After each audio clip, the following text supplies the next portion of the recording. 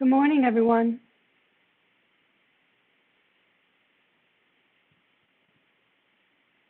Can you hear me? Testing.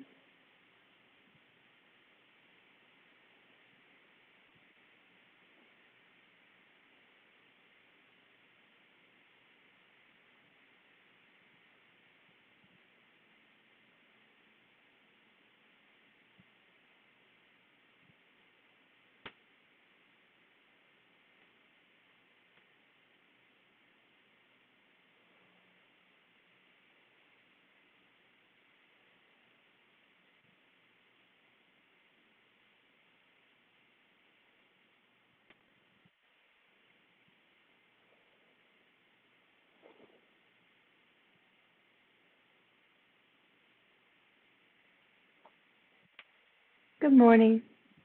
It turns out that the captions from yesterday's video were cut, and that could be for many reasons.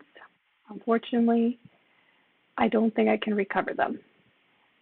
But unless there's an interruption today, the captions to this video should appear, and all you have to do is click the CC symbol after the video has posted and is saved in YouTube. Some students have requested that I use Zoom, and as mentioned yesterday, I can do a Zoom portion of the course. I've asked Doran to set up the Zoom meeting for this afternoon, and let's see if he does that. I do not control the Zoom software. I'm dependent on someone else to set that up. If it's really important that you have Zoom, you feel more comfortable with it, we can try that in the afternoon. But currently, I think this meets our purposes, and you can post questions in the chat, and I'll do my best to answer them. I asked you yesterday evening to watch the 4 videos that I provided for you, and I don't think all of you watched them. I can monitor the views, and I don't see much more than the first one having been viewed. So you do need to watch those 4 videos to understand what we're about to discuss, and I'm not sure how else to do this. I don't want to watch the videos now because that's going to delay us an hour in the class. So those students who have not seen the decisions through data videos, you will have to go back and watch those as you review the notes from today's lecture.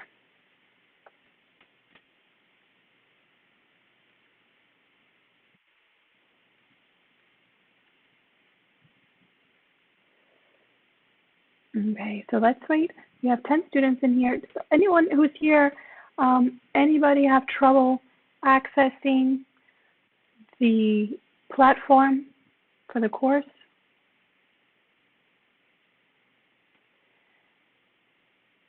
There are a few.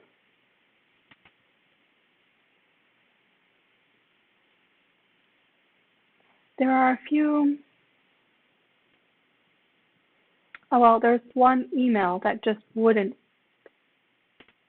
be bounced back at me, and I'm not sure if that individual is receiving my emails or the link information to the website platform with the course materials.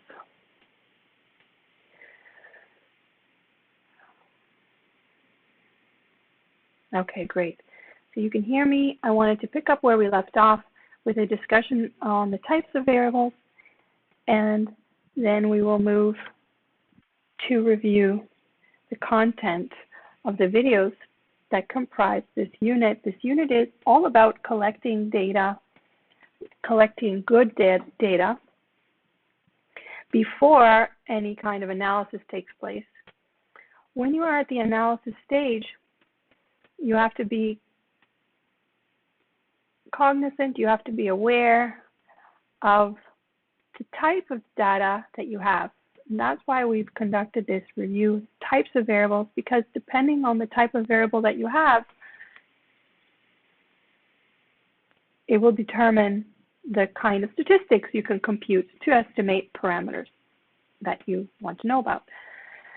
So Alex has mentioned he's having trouble getting in. I'm not sure why, Alex. We fixed your email address. We had the wrong email for you. We'll have to look at that together. You need to check your junk mail.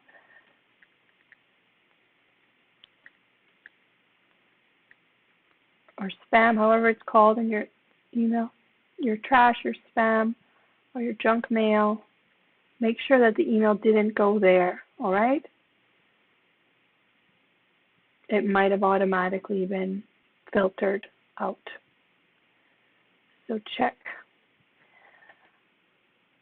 Okay, so I asked you to try this exercise, and the answers are actually right here in the notes.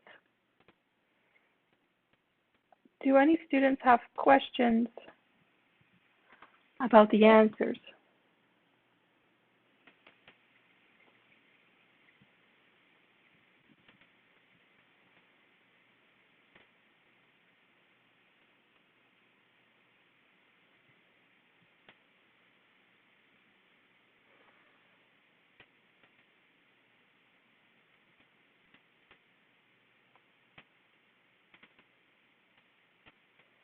Any questions about the answers there?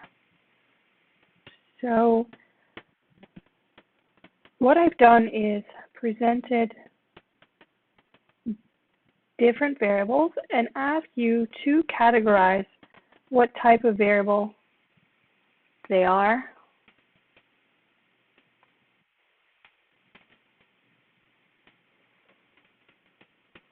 And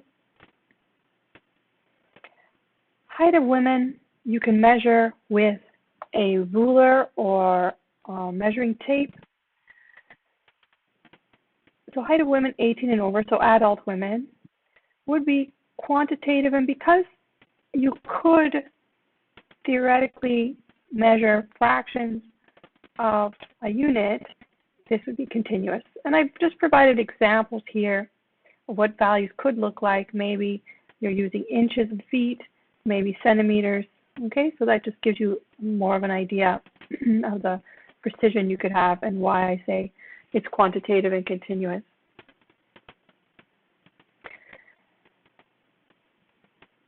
The number of whole hours of student studies, this keyword here is what indicates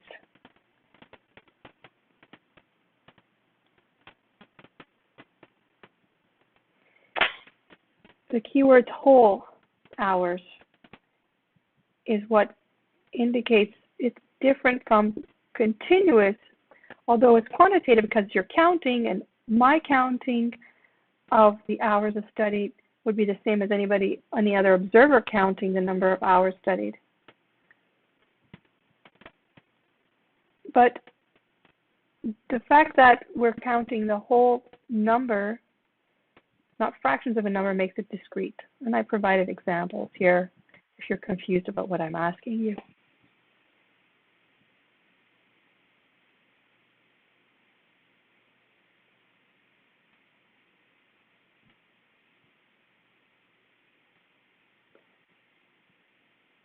Okay, very good. Okay, place of runners in a race. Now we discussed this, right? Ranking. The place, not exactly the score or the time of the runner, the place of the runner.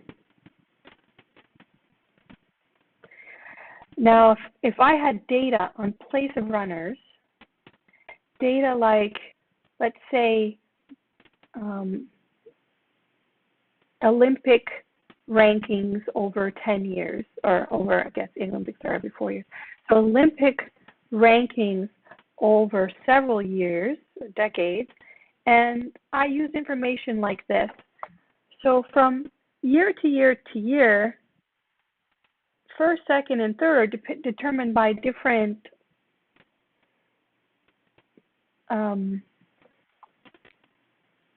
different speeds, right, or different times. So that's what I care about.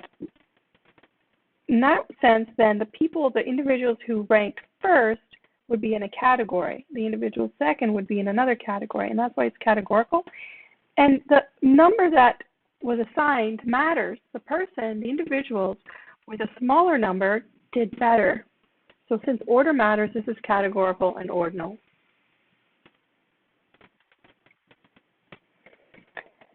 Response to questions like, do you like multiple choice questions?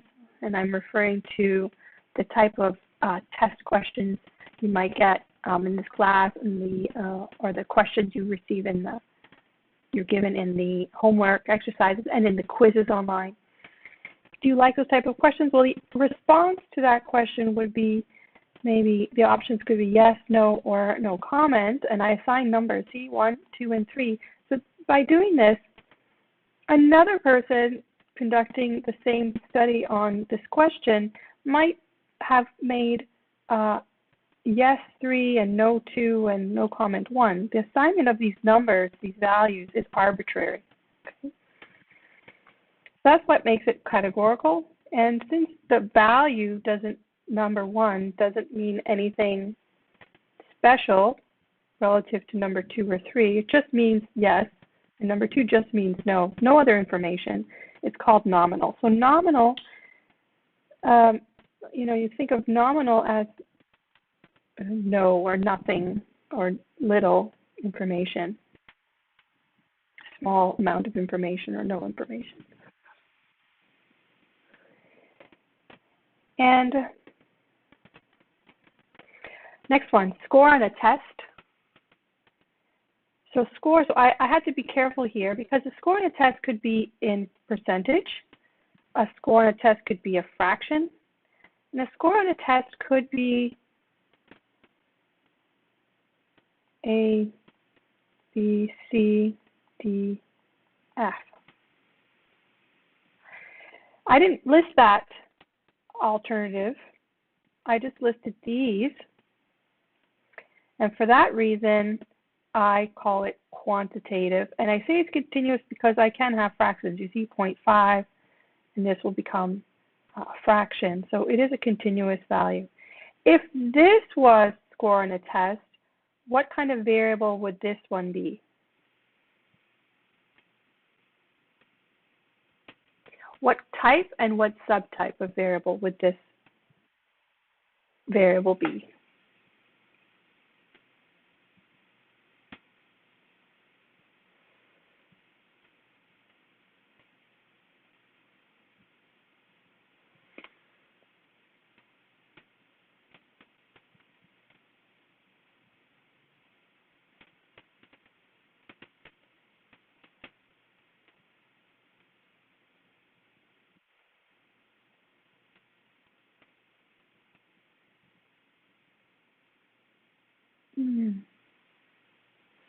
Keep in mind, if your screen gets blurry, refresh your screen, right?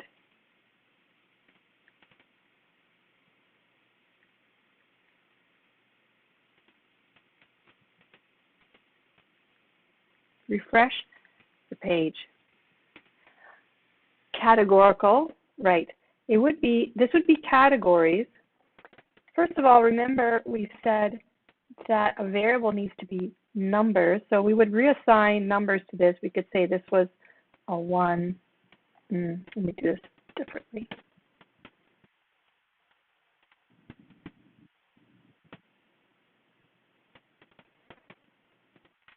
I could assign this a 1, this a 2, this is 3, and 4, and 5. So now it's a variable. And the value matters, right? 1 is better than 2, and 2 is better than 3, and so on. So this would be, if this was the variable I chose to comment on, this would be categorical or qualitative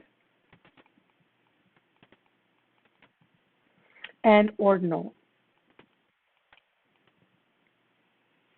So most of you got it. I'm going to write this. I think you guys know qualitative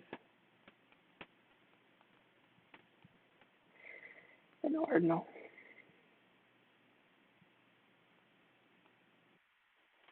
Okay.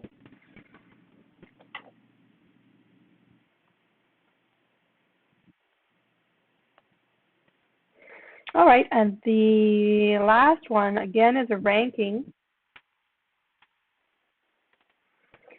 Salesperson ranking, and this ranking is categorical and ordinal as well, just like the place of a runner in a race. Okay, any questions?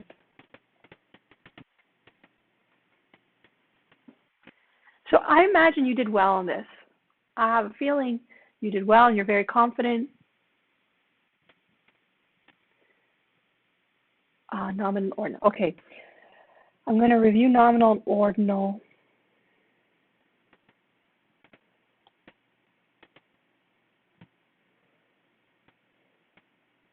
Okay, let's say it this way.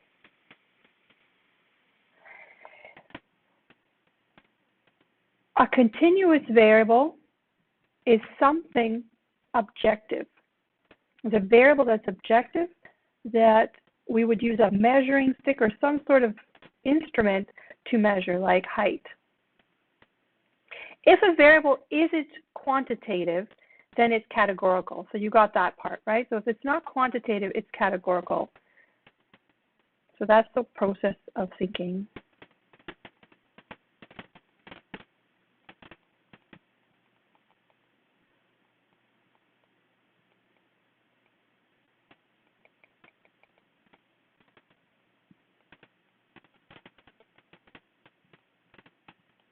Once you know you have a categorical variable, either the order of the numbers matters,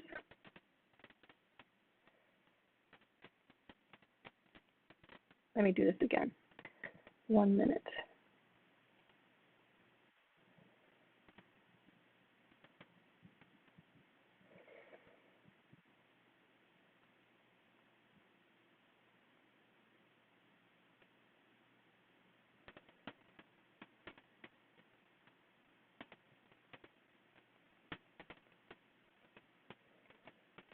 Either the order of the numbers has meaning.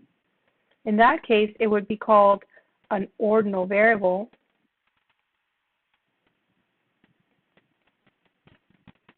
Or it doesn't matter.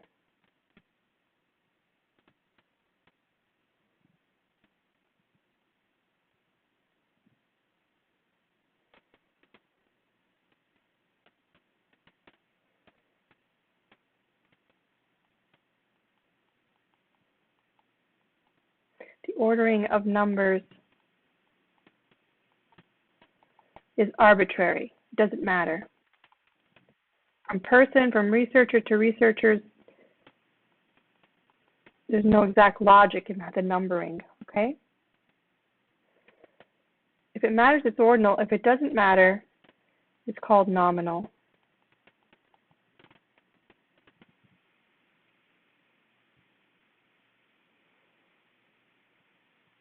Good morning, everyone. Does that make more sense? So that's the process, the thinking process. First, ask yourself,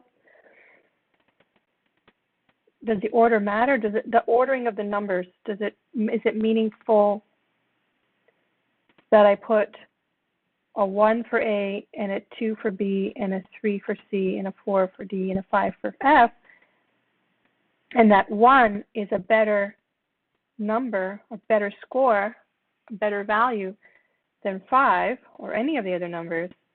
In that case, the ordering matters. So that's why this is an ordinal variable.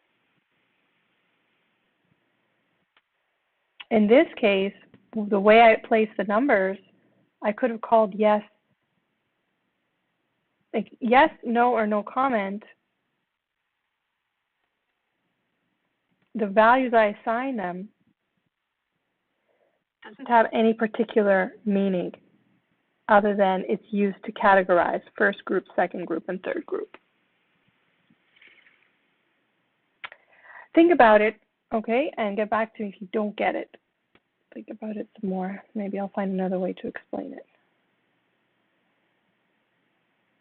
All right. So then I asked you to try this exercise. And I want to go over this with you together.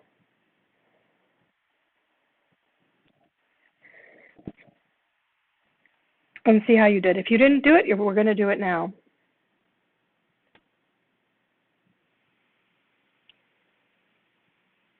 So,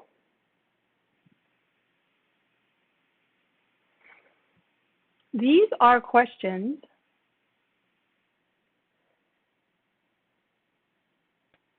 from a survey for a classroom of students. And there are 5 questions on the survey. And I emphasize to get a sense of the variable, it's a really good idea. It's a good idea to answer the survey for yourself. Okay, so take the survey and get a sense of what exactly I'm asking. So this is asking you here, what faculty are you registered in? In your case, it would be business, I guess. And on average, how many glasses of milk do you consume per week? And you have to think about that. Do you even consume milk? Is it 0 or maybe just a half a glass? You could put in here, or maybe 1 glass a day, 7. In here, how dark is your natural hair color? So you have to think about where you would fit on this scale. How often do you usually exercise per week? You have to think about it and choose one. And what is your family income? Okay? So you can answer the questions yourself and then answer my question to you. What type of variable is being collected in each of the questions, and what subtype of variable?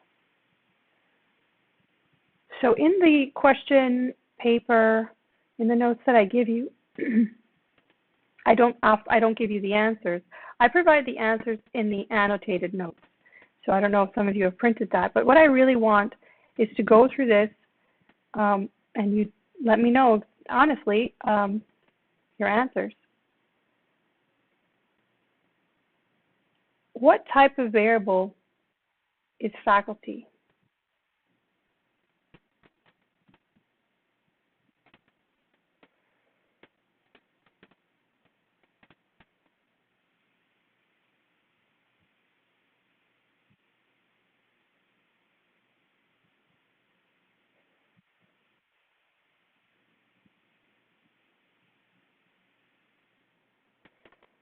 Anyone have an answer for me?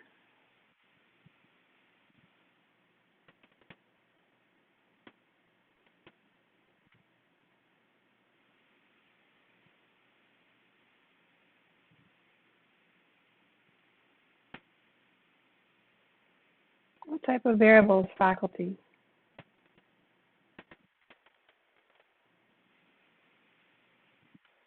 Okay, so this would be, it's categories. These are categories. And assigning numbers, if myself or another researcher assigned numbers, maybe I would assign the values for my code, giving them, this would be 1, 2, 3, and I just use the logic that they're alphabetical order. But really, the numbering scheme could have been some other without affecting my analysis. I could have used a different numbering scheme. So that means this is assigned subjectively, not objectively. So it's categorical. And since the numbering was arbitrary,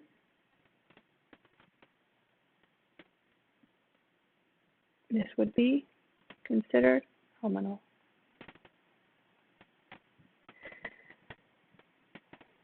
Next one, unless you have questions. The second one is quantitative because we're going to count. Okay, counting is quantitative, even the terms. How many? So this is quantitative since we're counting.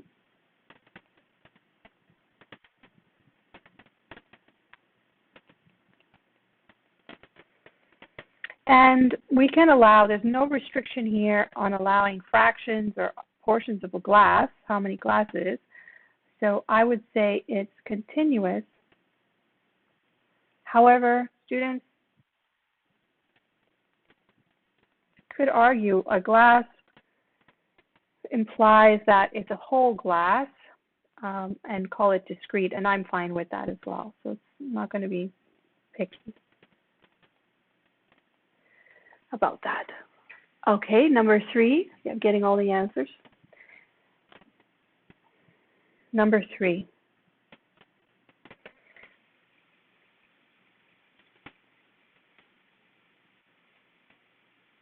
Very good. Thank you for your answers. Okay, so let's talk about number 3. Now I'm going to demonstrate how this can get tricky. How dark is your natural hair color?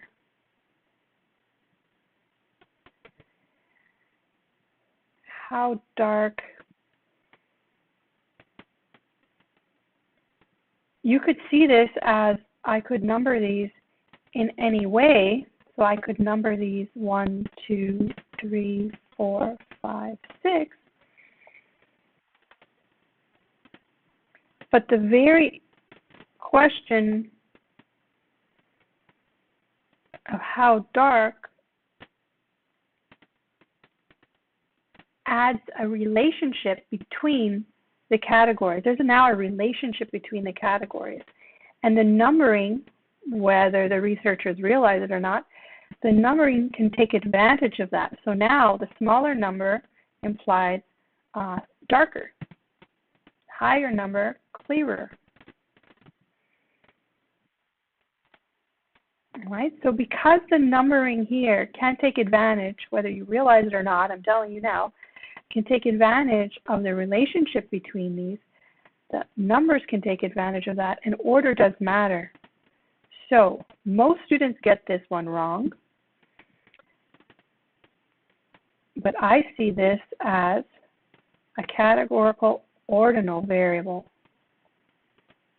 So although you could ignore the order,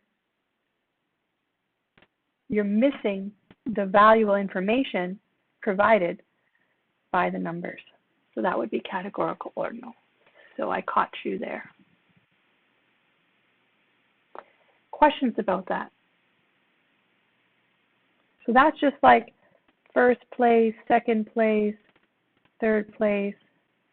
The numbers that I assign do have meaning. This was the best, and this was the worst. Well, I don't say the worst because there's someone who did worse.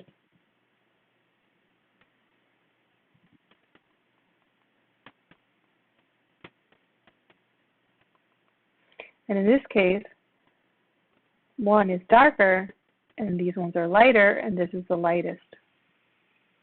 Okay? All right, number 4. Let's see, most of you said for number 4, number 4. Any more for number 4? I see a few. Interesting.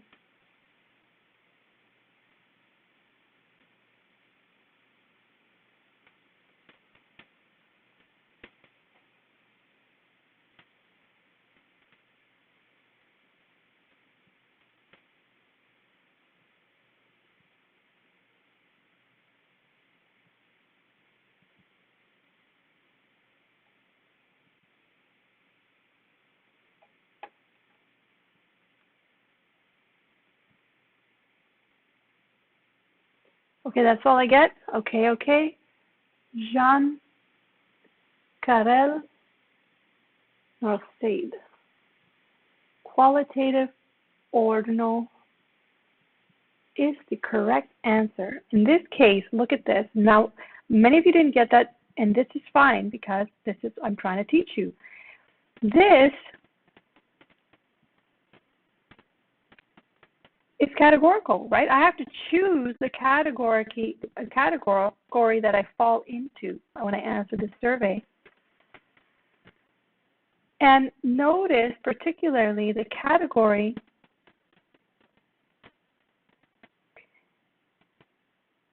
does not involve a single value. So there's another point about categories. It can involve here less than once. What exactly is that, right? From person to person, we can't really pin that down. Once or twice, there's two numbers in this category. And more than twice, this could be many values. So this is not quantitative. Quantitative would be a precise number, even more precise as a continuous number with decimal value. In this case, you have categories containing more than a single number. So this is actually categorical, but it has a little more information than just nominal. Because from option to option, you're having more exercise. So there's order here. So that's extra information that I can use to conduct an analysis. That is categorical ordinal. Surprise, okay? So this is not as straightforward as people might think. And in fact, if you've ever answered a survey questions have this nature to them. You pick a category, usually, when you answer a survey online or maybe in a customer satisfaction survey. Often it's categories that you're assigning yourself to. This data cannot be analyzed as though the data is quantitative. In the rest of this course, we are going to focus on quantitative, continuous, and discrete data, but not categorical. Okay, we're not going to focus on analyzing categorical data. So if you're faced with analyzing categorical data, you need to be aware that the methods you use are going to need to be different than the ones that I'm teaching you in this course. Okay? You can't just take an average of the results of this survey for this question and have it be meaningful. It's not that easy. Very good, Jefferson. I got that sense that Jefferson has said that you prefer qualitative, quantitative. Yeah, because you have, I guess it would be different. It wouldn't be both Q. Okay, anyway, back to this. So that's fine. I can change that.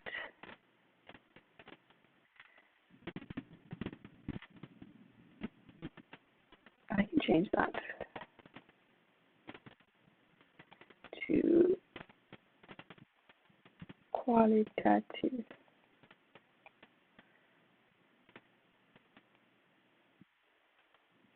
Thank you.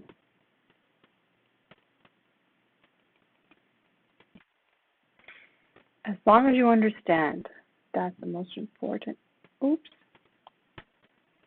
Crashed. Oh no. My software is crashing. Why is that happening?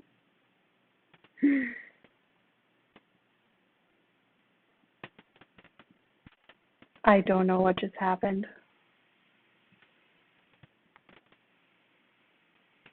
Crashed. Doesn't want me to change it. I'm going to leave it. Not sure. Sorry.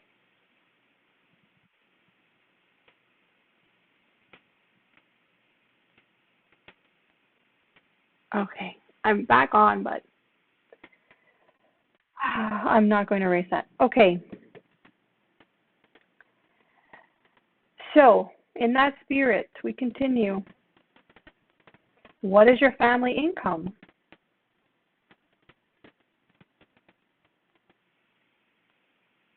What kind of variable is that? Number 5. Once again, we say, so you have a sense, this is about money. Well, money, income, should be quantitative. Yes, it should. But the way the question and the data is being collected, the way the question is being asked and the data are being collected is categorically. These are categories. You pick a category that you fall into, and many values are in one category. Many values in each category. Okay? So yet again, this is categorical ordinal.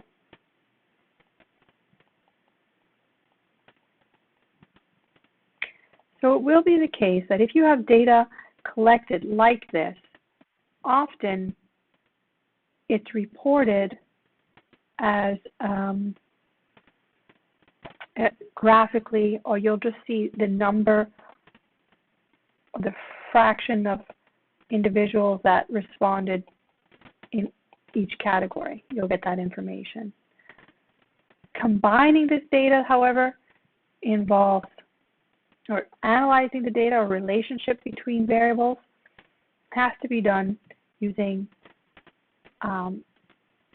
sophisticated statistics, more sophisticated than some people would think. And it's not outside the scope. Once you finish this class, my hope is, because it's a course in fundamentals, that you can take what you've learned and apply it, but as well be able to expand your scope and analyze variables that you might not be familiar with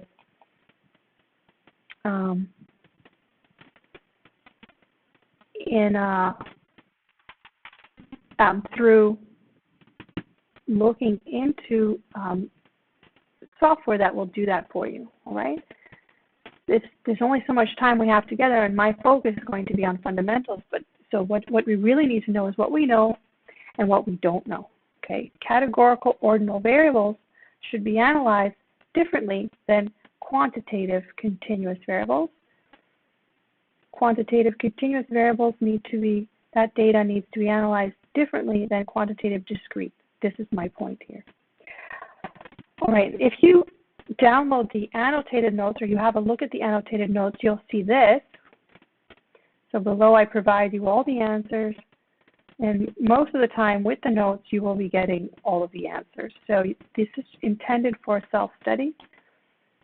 I'm just carrying you through, showing you the highlights of what's available in the resources I've given you. Okay? Any questions? So I believe you learned something. Most students get these wrong. And for that reason, I take some time to cover this topic.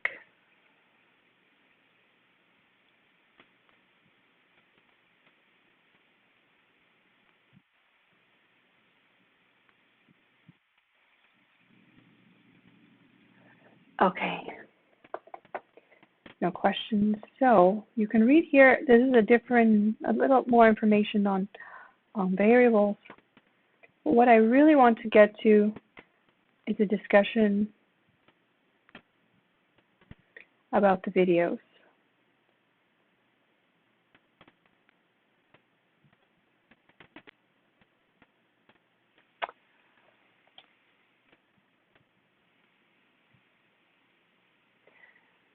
So the videos, Patrick would like me, hold on, I'm going to answer some questions.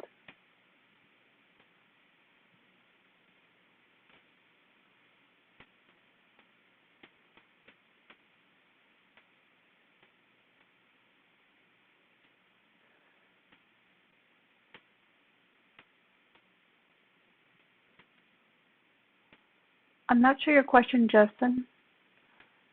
Responses.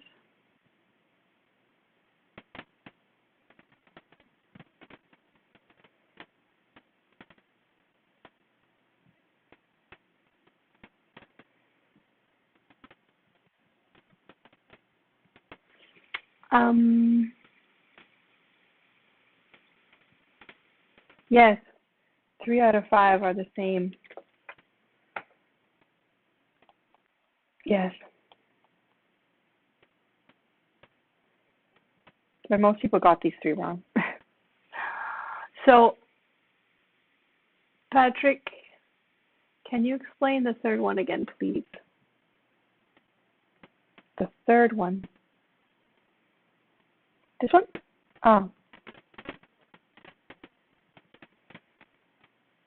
So in this case, the shade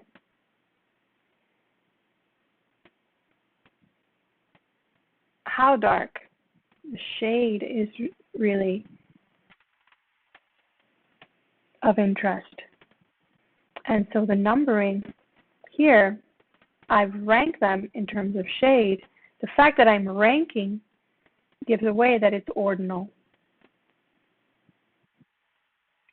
And let's say someone didn't realize that and they numbered them in another way. Well, that simply is losing the fact that there is extra information here that the number 1 means darker than number 2. Number 2 is darker than number 3, and so on. So they're related. The numbers are related. In that case, there's a ranking and an order, and that's why it's called ordinal. If I asked a question like, what's your hair color? That would be a different question. If the question was,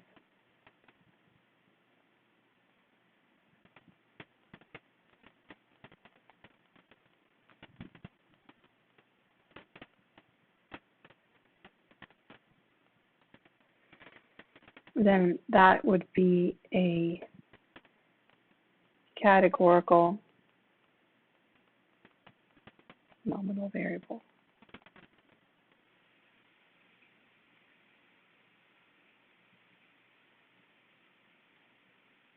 The second one, about glasses of milk. So for the second one, your answer, when you think about the kind of answer you'd give, you could say, maybe someone would say 0, they don't drink any milk, they're lactose intolerant. Another person says 1. Someone could say, well, there's 7 days in a week and I drink, I just keep crashing. This is so bad. I'm going to have to take a break and maybe reboot. I'm not sure why it's doing that. It doesn't make much sense to me.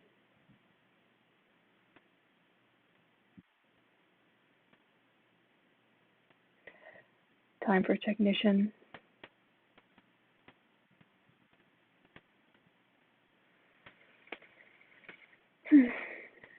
So what were we saying?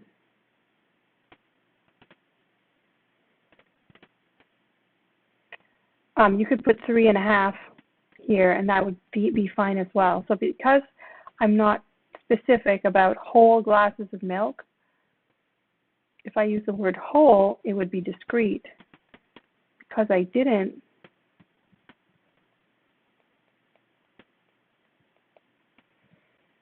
it could be continuous, so fractions are allowed.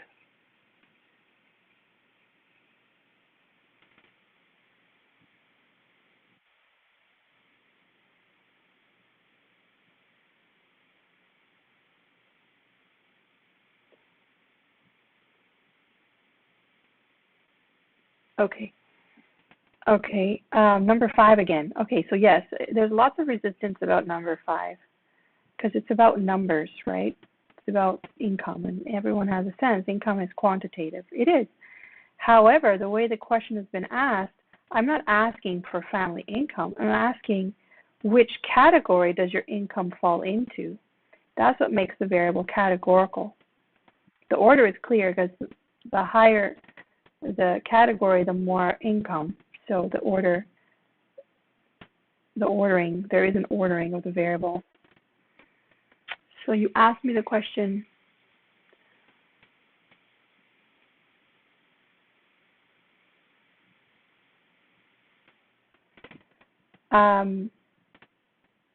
the options are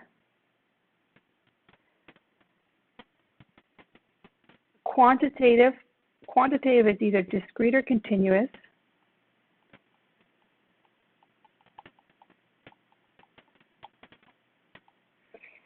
And nominal or ordinal is just for qualitative.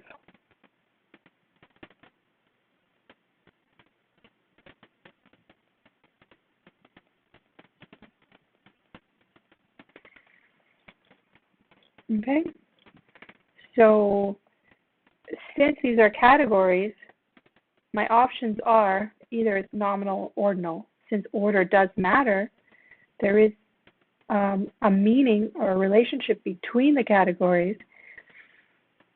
Order matters, ranking matters, so it's called ordinal. Is that better?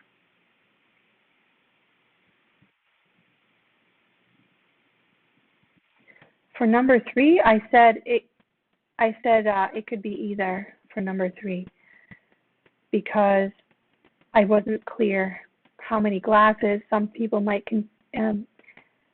what will happen? Okay, let's say this was a survey question.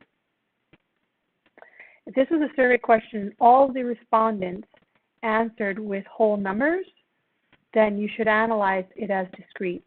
If some of the survey respondents answered with fractions, then you will have to analyze it as continuous, unless you want to adjust the data to make it all discrete. So they're both permissible. I allow both of those. It's not clear. If I said whole, though, if I added this word, then it would have to be discrete.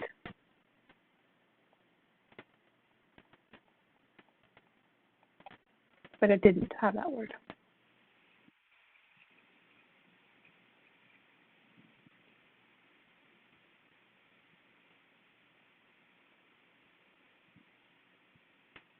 So for 5, they are whole numbers, but that's not the issue. The issue is these are categories, so you have to choose between nominal and ordinal. And the question is there a relationship between these? Is one higher than the other?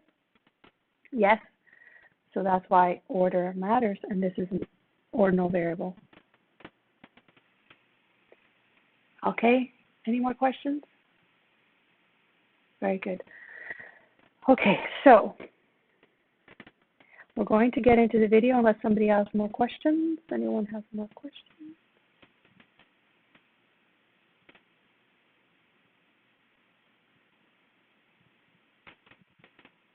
I'm going to take a pause and reboot my computer or my iPad.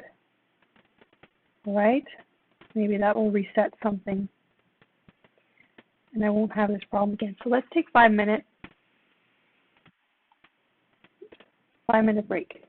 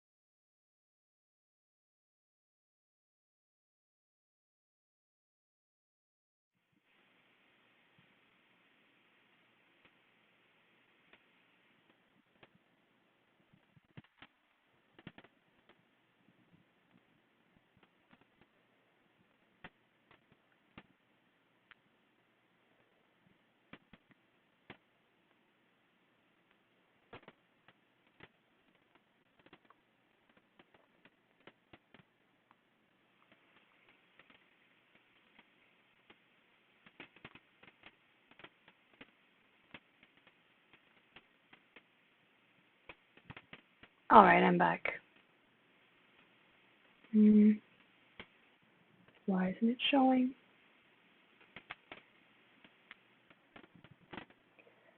Oh.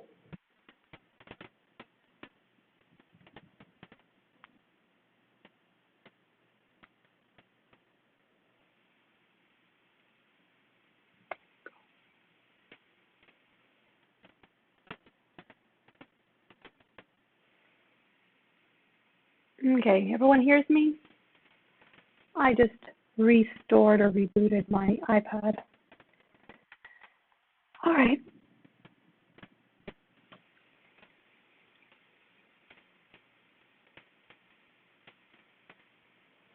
Okay, so you watch some videos, 1 hour's worth, maybe you watch them slower, which you're welcome to do. Also, if you press CC captions, you can see English or French or even Creole. I don't know how good the Creole translation is, but you can tell me.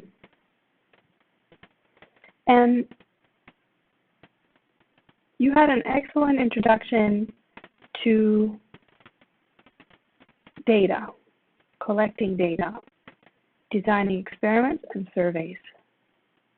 So I'm just going to highlight and hopefully help you remember the takeaway messages from the videos, right?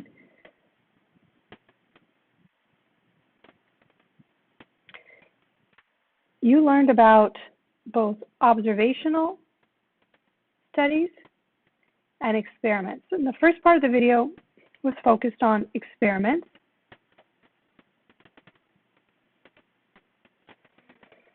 And the idea of experiments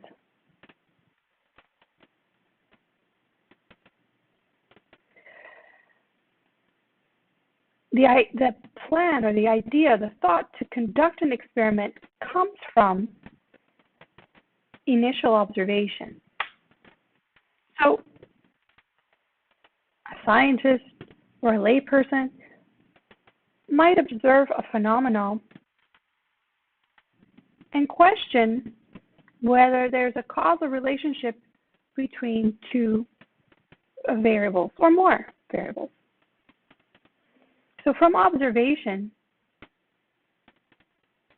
someone could conduct an exploratory study to identify any patterns or regularities of a phenomenon and any deviations from that pattern or anomalies or curiosities. So there was you saw many examples in the video, and we're going to talk about those, but I'm going to mention one that wasn't there, and it's been discussed a lot. Hormone replacement therapy.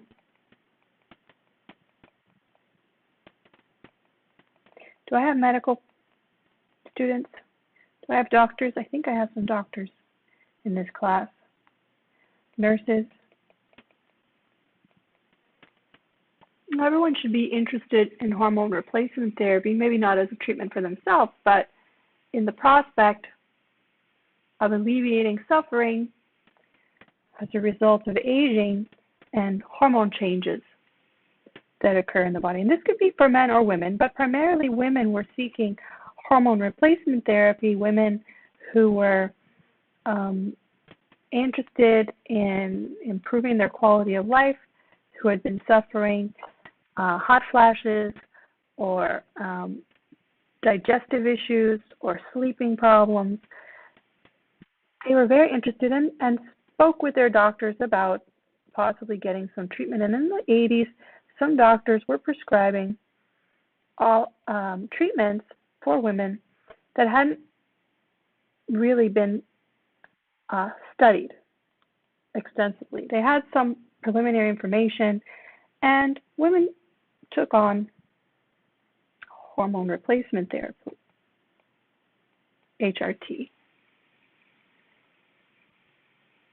So it became clear, let's study this broadly and see the effects of it. So women were studied prospectively. So once they were on treatment, their doctors asked if they wanted to participate in the study, and they were routinely interviewed and labs were taken. So it was determined through blood samples, levels of hormones, and they were followed for a number of years.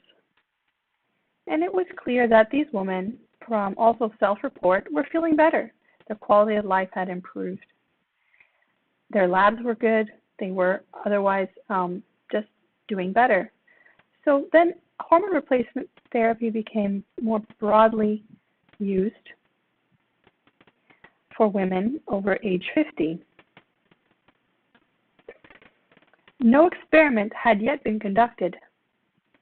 I don't have dates, I'm speaking very loosely, but experiments took place in the 90s where they actually assigned women to treatment and control group. And it was determined by experiment that there were very different results, okay? It turned out that individuals, so we have a control group where individuals will get placebo. They're not really getting the hormone treatment, which involved taking estrogen, or one of the sex hormones, or a combination of testosterone, estrogen, progesterone. And this is the treatment group, okay, TX. So it was determined that women in the treatment group, they were actually getting their hormones, did poorly. They were having problems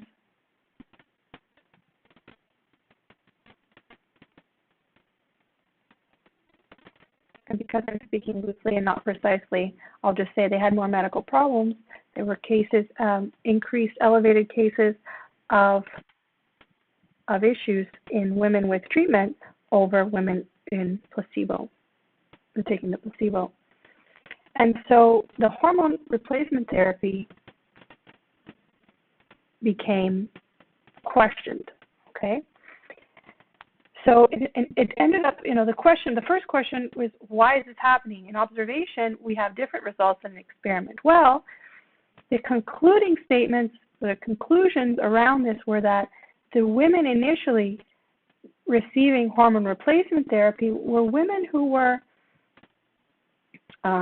higher income, because these things are not cheap, right? Higher income. They were highly educated as a result, higher income, higher education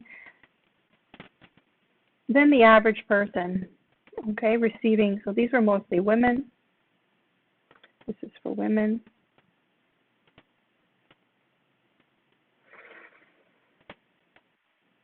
And these are factors that can positively influence health. They improve health outcomes.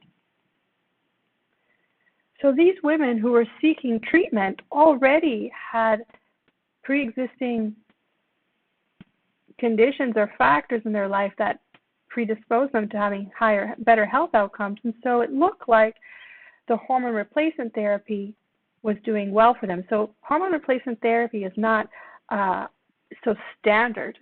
An individual on treatment needs to be monitored. The individual has to adjust the treatment occasionally. Well, I guess not even occasionally, it's routinely. And so this takes a person who has the money and the time, okay, more leisure time or more time to investigate, do research, read, and record their progress. So when administered to the general public, you don't get the same result, right? So this has been confirmed even in more recent studies. Women do well on hormone replacement therapy when they're fully engaged. But the average or the general public might not. So doctors have to be careful about administering and how they administer those treatments. So what have I described here without getting into too much detail is that we begin with observation. From observation, we can formulate a hypothesis and prepare for an experiment. And the experimental results can often prove different from observational findings. But you need both. You really do need both. You don't start with an experiment. You start with observation. So having said that, experiments are conducted in a way to confirm beliefs or hypotheses, something different than the status quo or what would be the contemporary or the current perspective. So experiments often turn up curiosities that were not in the general theory and cause the theory to be revised.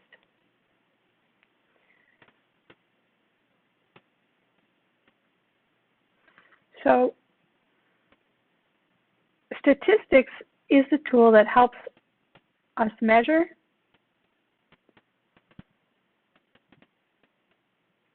capturing information on variables, relating those variables through the cause and effect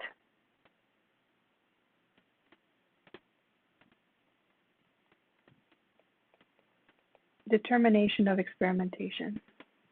And our goal is to produce knowledge and or clear up confusion. We could use old data, or we could, already available data. So in terms of observation, you could, without engaging subjects, you could look at insurance records, health insurance records for individuals, and that were, retrospectively, and you can look at how they perform with different treatments before conducting an experiment. Or you can gather new data, new information on subjects prospectively. So you learned about this, some of the terminology if you're not familiar with it, and some of you probably are. As I said, statistics, it's very intuitive. We're just trying to standardize or formalize your intuition around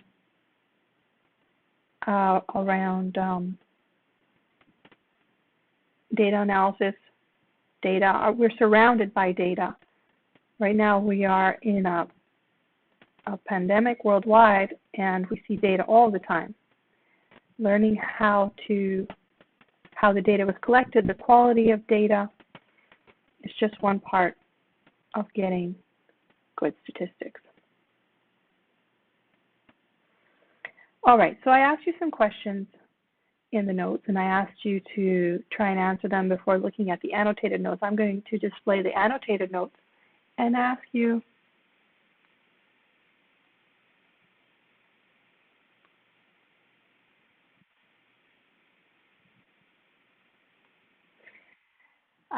if you had different responses or you have questions about what I've answered here. So produced data for statistical analysis can be either for the purpose of an observational or exploratory study as collected through sampling, or for an experiment. An experiment deliberately imposes some treatment on individuals in order to observe their responses. An example of an experiment in the video, and I included a few, there was the ink in the lobster tank. That was an experiment at the very start of the set of videos. There was a physician's health study where physicians were enrolled in a study to take aspirin daily. And there was the experiment that you saw to test the relationship between cigarette tar on the animal subject, rats. Did you have a different example than what I've written here, any of these, or something else?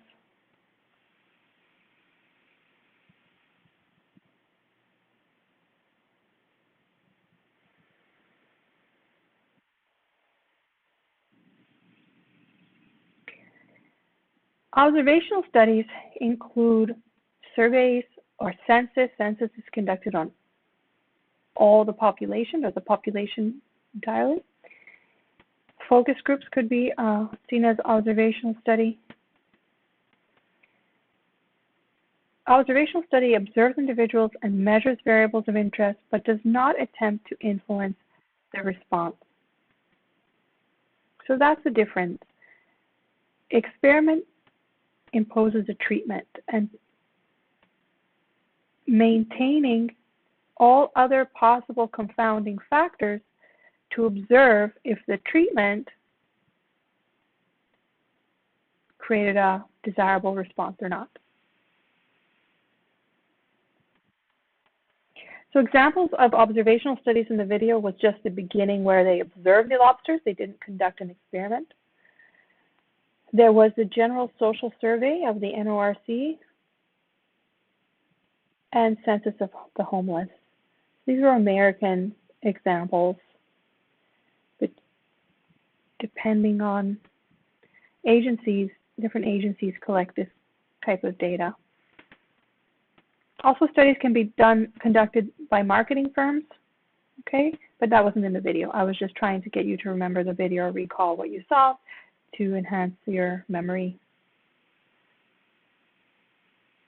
COVID-19 in reality. COVID-19 vaccine experiments would be an example in real life of experiments, sure.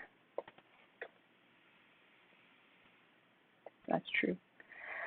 Okay, there are two types of observational studies mentioned in the video. There's the retrospective study that uses data from the past. So as I mentioned, you could look at health insurance records and you would have data about utilization of services, diagnoses, procedures, therapies conducted, and that could be used in a study. And there are also prospective studies that actually tracks people who have been enrolled in the study and follows them for a number of years. And there can be advantages and disadvantages of both. Okay, retrospective studies, what you could do is have a complete record. You could include everybody that you have full information on in your study. You can go back several years. And that makes the statistics robust. In prospective studies, the beauty there is that you can track information you choose to track, not all the information, only the information that you've been given. Okay, so you can make a particular survey that you want to use and track your participants, your subjects, over time. All right, so now we get to the bias, discussion of bias. And you know what? A lot of students have trouble with this, and it might be the way I've termed things and not the students. So I provide some examples here.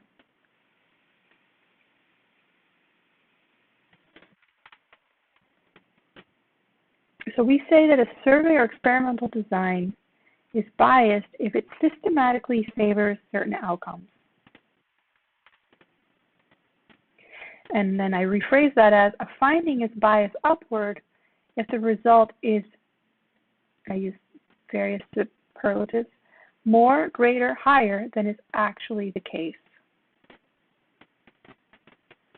So we'll use the video as an example, or examples from the video.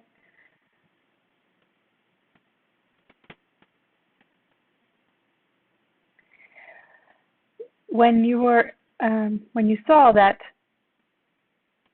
Roosevelt was not predicted to win his first term in office in the United States,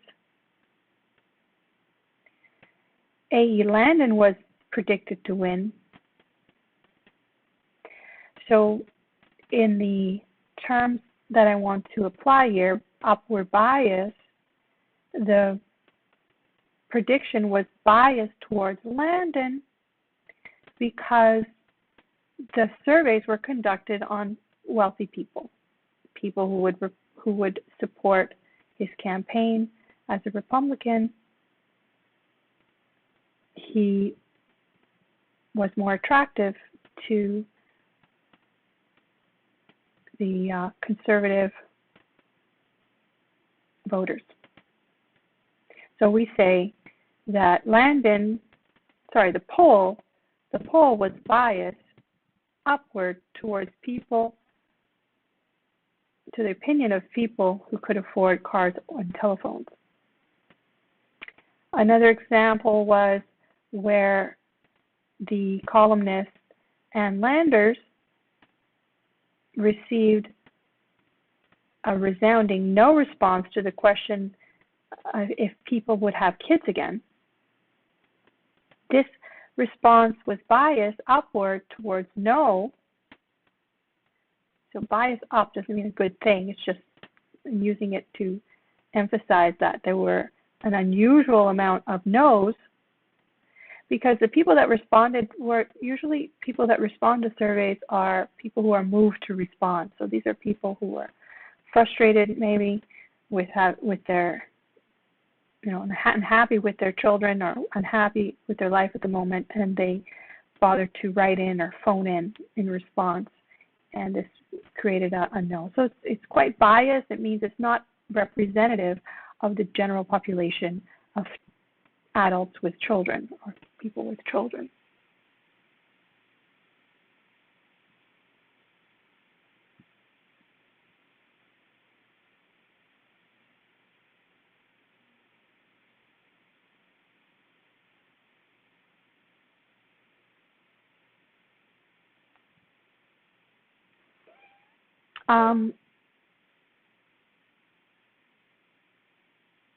I'm not sure.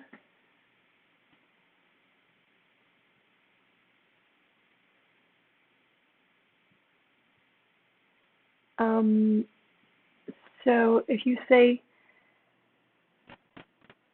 well, these were just polls. The polls, yes, with Donald Trump, the polls were against Donald Trump because, well, I think there's a lot of talk about what was wrong with the polls, and it's mostly because with Donald Trump, people who favored Donald Trump either didn't respond, so there was what's called a non-response bias. People who favored him wouldn't respond because they didn't want to expose themselves as a Trump supporter, so they wouldn't respond to the surveys or the polls, and or they would lie. That's some speculation about the problem with the bias against, or the bias in favor of the Democrats in the first election, and even the last election, the recent election. He did much better than the polls would have suggested. And the real failure is the pollsters right now, or the pollsters in the past 4 or 5 years have been terrible. And they worked on trying to change the way they poll. And one thing I've read about is that they asked the question, would your neighbor vote for Donald Trump? Or they'd say, would your neighbor vote Republican or Democrat? So that the person is capturing the sentiment of, maybe projecting onto their neighbor their own feelings, but yet not taking accountability for support for Trump. So anyway, but that still didn't work because the polls were terrible this election. Okay, so if you're having problems with the course, please write me an email and let me know the difficulties you're having, okay? And we'll look at resolving them. Okay. In the video, so did you have any other comments of upward bias?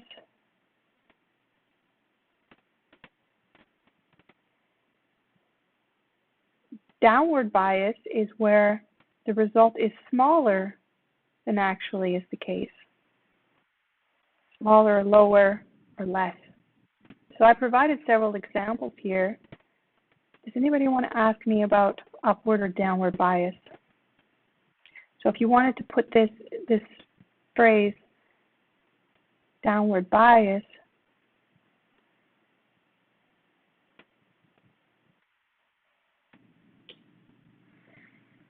would you have difficulty with that?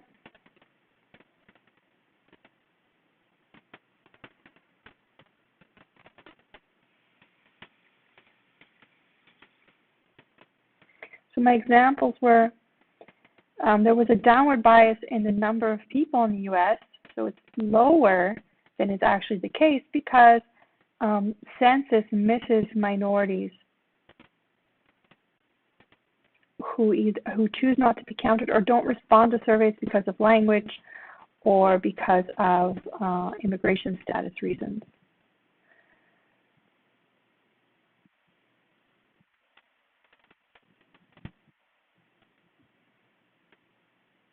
And there was a downward bias in Ann Lander's other survey about relations after marriage. It was only 18% of respondents that said they enjoyed sex after marriage. However, it's doubtful that that's accurate since, again, people respond because they respond to these kinds of surveys voluntarily and often when they're emotional about it. And so they're emotionally charged, upset, and they want to be heard. And so that bias is and doesn't represent the general population. Okay. So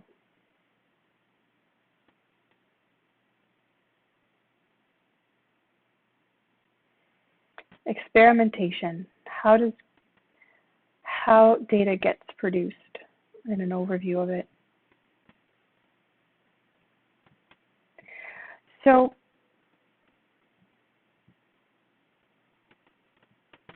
there are two major sources of randomized data. One is experimentation, where data collected, and the other one is sampling.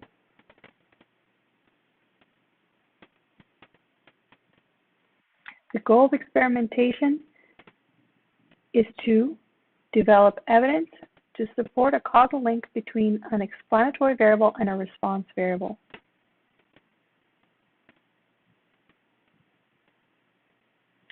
To conduct a good experiment, you would need to control for the effects of influential factors,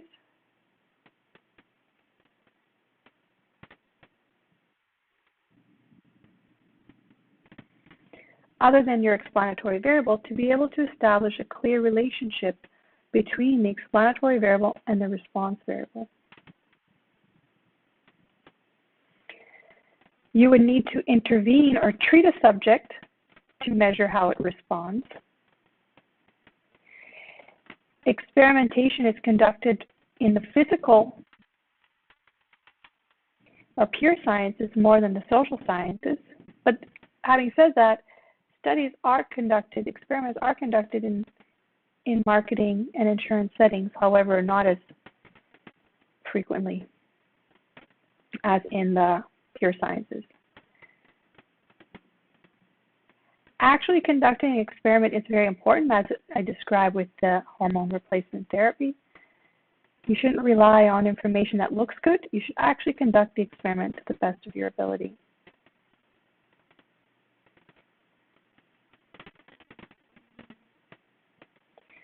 An experimental design must be careful not to introduce bias. Okay. So with that, let's recollect examples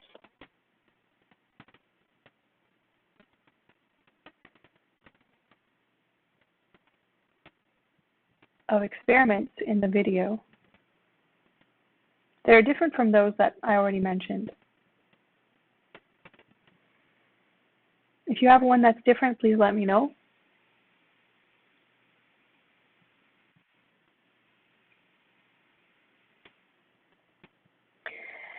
They proposed in the video that we could conduct, theoretically, an experiment to test the effects of cigarette smoke on people by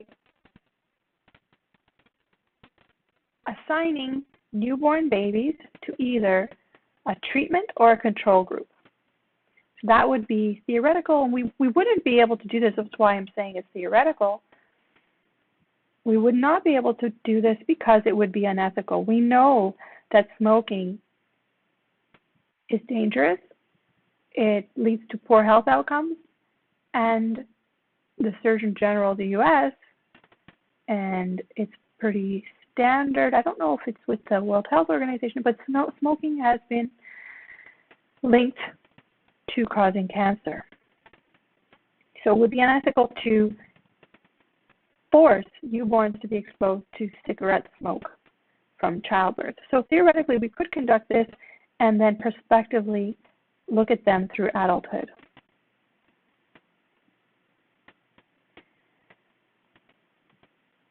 But we don't because of ethical reasons. Now I ask you, what are the two key differences between designing surveys and designing experiments?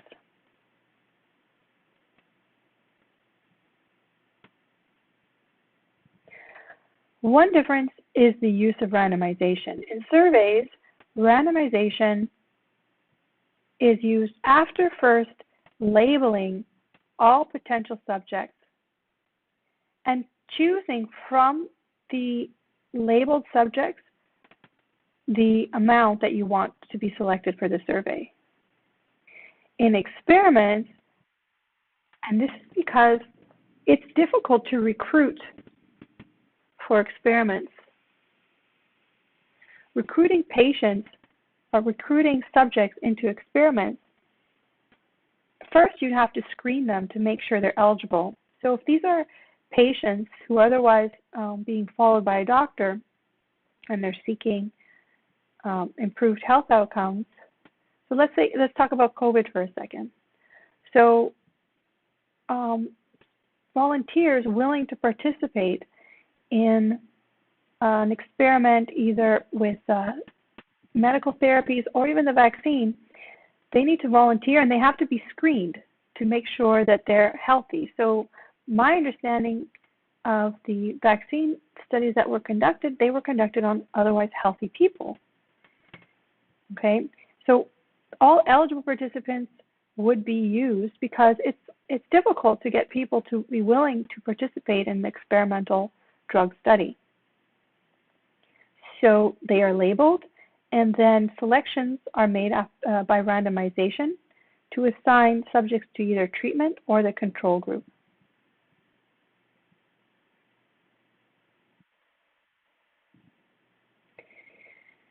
So the difference is that in the survey, we select participants, not all.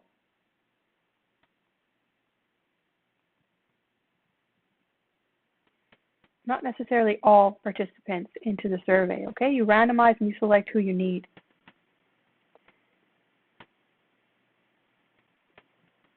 So you just, in that way, you get a sample. For experiments, so this would be like in the census.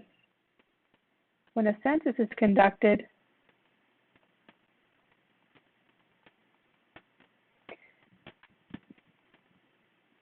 census is conducted of everyone.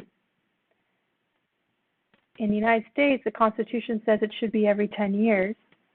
But there are sample studies also conducted where using the census information, certain people are identified to be in samples and they are studied. But again, they have to be willing, but it's very important that they participate in those sample studies.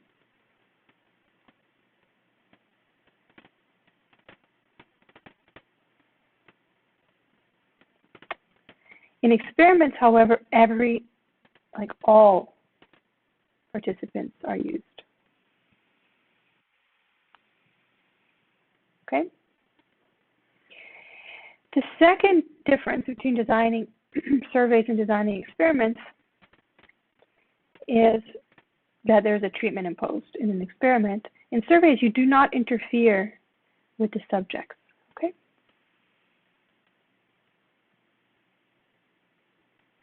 Well, I think I have to delete some files. think that's going to be what I have to do. Let me take a break. All right, we're going to talk about lurking variables now.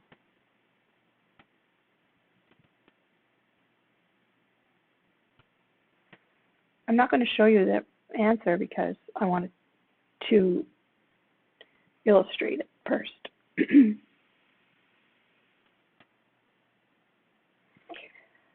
So when you have conducted an experiment, you want to be careful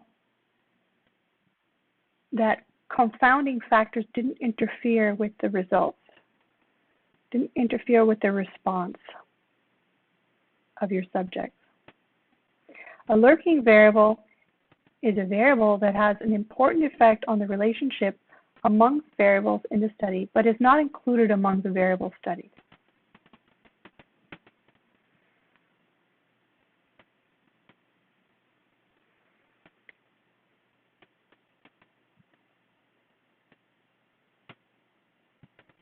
What we want to examine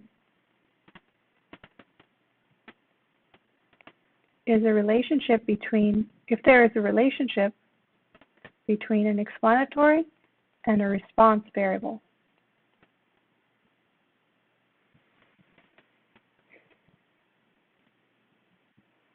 So the example, there are several examples in the video, let's say. So one would be the smoking cause cancer. Okay.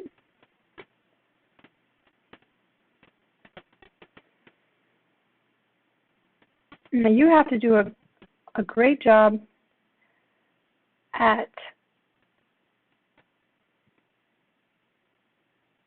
ensuring that other factors are not interfering with smoking. So they propose of conducting a study dividing at birth newborn babies between smoking and non-smoking groups. That way, the decision to smoke does not confound the effect. So it's proposed that maybe people that smoke are possibly prone to cancer. So maybe there's a gene or some predisposition that people who like smoking also are more prone to cancer. To avoid that confounding effect about being prone to cancer by people who also like smoking, that confounding effect would be avoided if we assigned newborn children to being exposed or not exposed to smoking or to smoke. And we already decided, or we already discussed how that's not feasible, but that would be the gold standard to an experiment. Because it's not possible, some people will still argue that they can abate the risks of getting cancer if they smoke, because it's never been proven that smoking caused cancer, because there's confounding factors. So the example presented in the video as well was this one about the relationship between ice cream sales and drowning.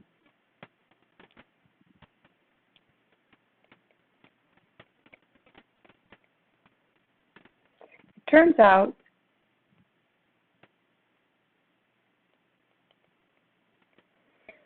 that on the beach,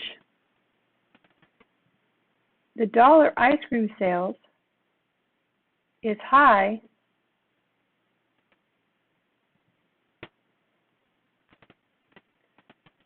when drownings, or the number of drownings on the beach, are high.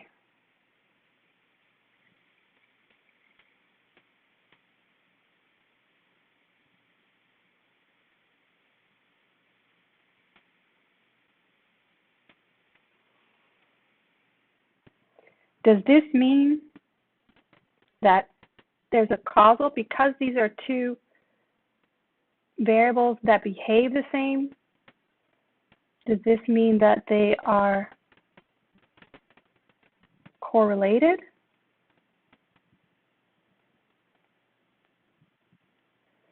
So we say these are associated.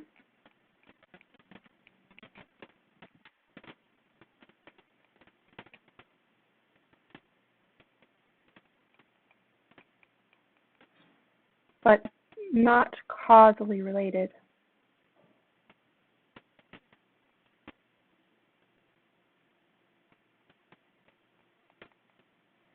Okay, so you don't confuse association and causation. Just because ice cream sales are high at the same time that drownings, the number of drownings are high, it doesn't mean that one causes the other.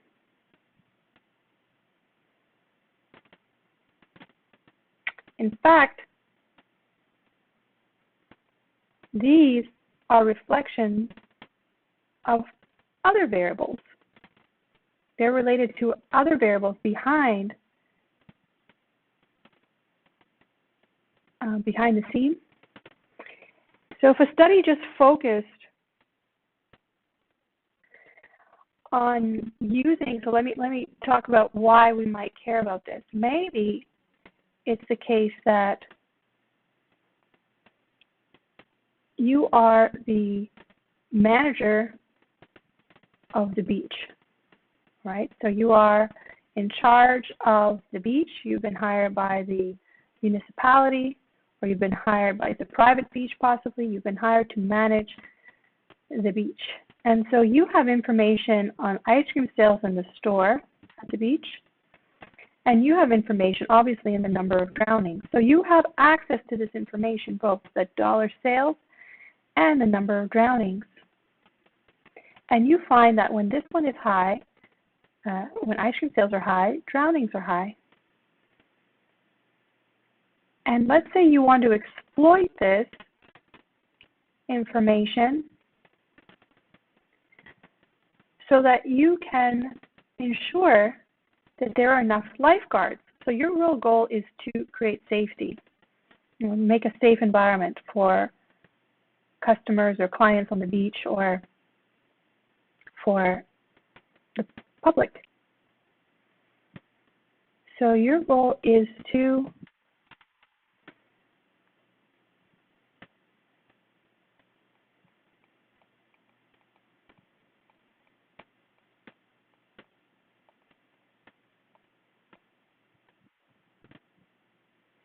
ensure there's enough lifeguards.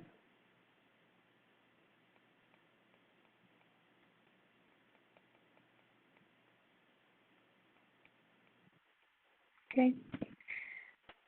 To resuscitate people who drowned. And let's say you monitor the sales on this large beach and you get indication when sales are abnormally high, and that will trigger you to call in additional lifeguards because you know there's this relationship. So that's how you could use the information. So you can use the information, but it doesn't mean that ice cream sales, eating ice cream or too much ice cream is causing people to drown. You can exploit this information. But if you wanted to study this as a causal relationship, what's really behind is likely that temperature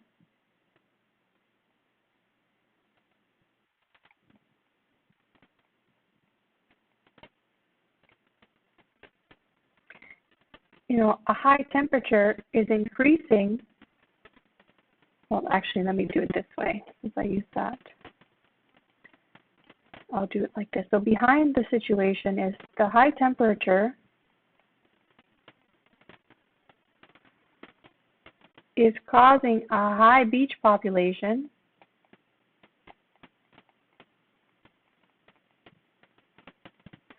and more people on the beach. Well, you're going to have more people on the beach. You're going to have, in both cases, from both variables, that will cause more ice cream sales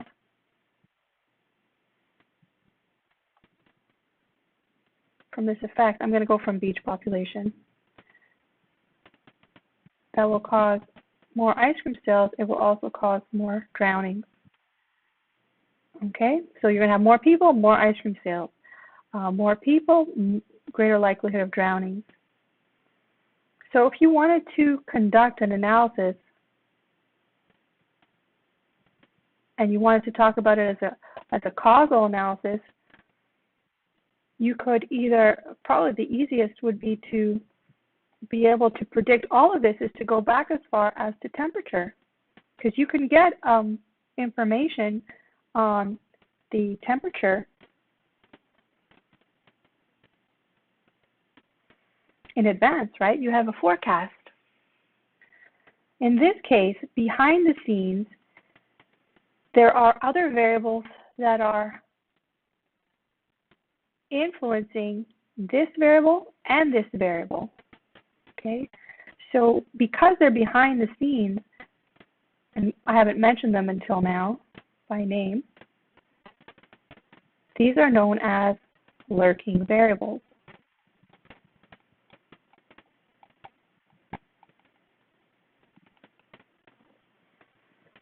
But once you mention them and you actually study them,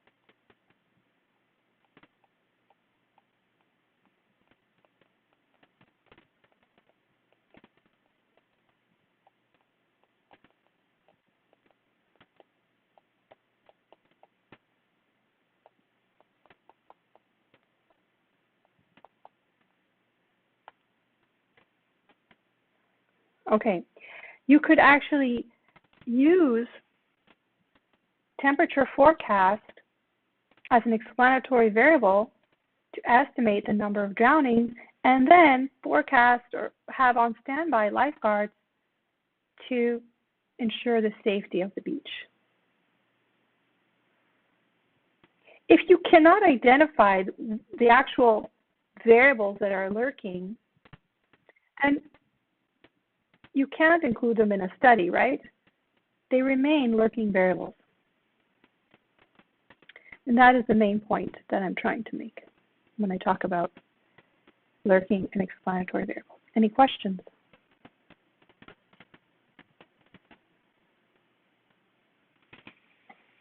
Okay, someone asked me about Simpson's paradox. I apologize, but I do not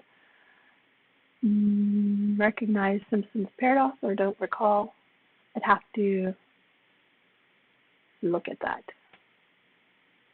Lalan, Shefte, Lalan. I will have to look at that and respond. Can you write me an email and I'll respond to you? If I think it's interesting for the class, I will share it with them. So write me an email, any questions I don't answer here, and I will respond to you individually, and then I'll talk about it as a class, with the class.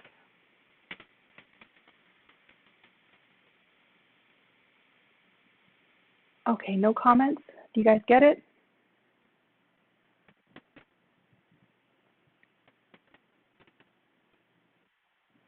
So here in the annotated notes, I've put all of this discussion.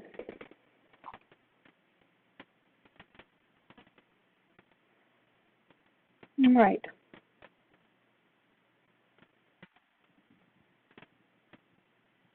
So you should read the notes and let me know if you have any questions.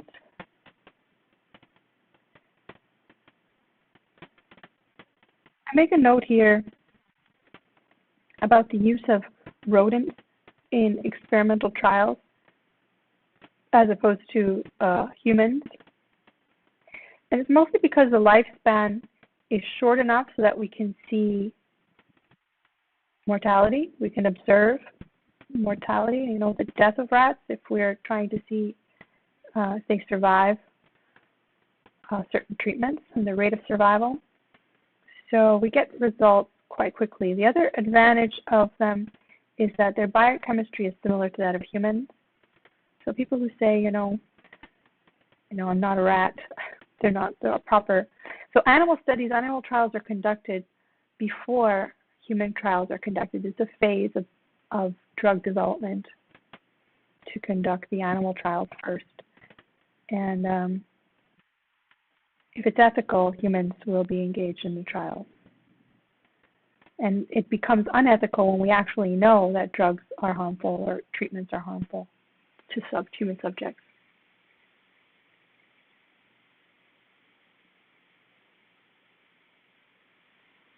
Justin, you would have to be more specific about what you're saying. So if you wanted to be able to be sure that it is temperature that's leading to the drownings. Again, heat doesn't make people drown, right? But temperature and beach population, they both explain this association. So if I want to study temperature and drownings, I could conduct a study with those two variables where I call this the explanatory and I call drownings the response variable. But I'm not saying, that temperature causes people to drown, high temperature. It actually would be beach population would be the one that, more people, higher drownings, just quantities. But okay, so your question is, putting lurking variable inside a survey, what about the effect on the results? They're way too isolated.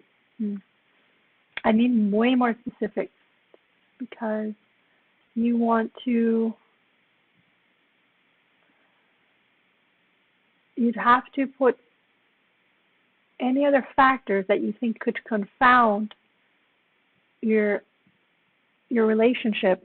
You'd have to include those in this survey as well to be able to isolate your lurking variable or your potential lurking variable to identify if it's really the factor at play. Oops. All right.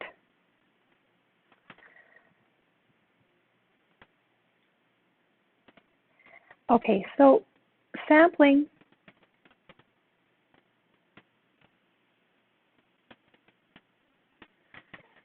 is conducted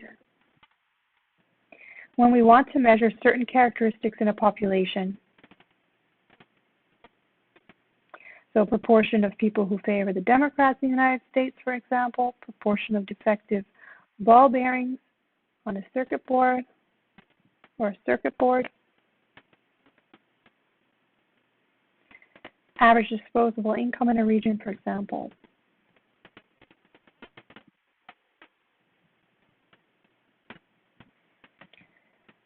So because in most cases a census is not possible and we can't obtain the entire population of observations, we settle on a sample. We have to collect observable data in a random fashion.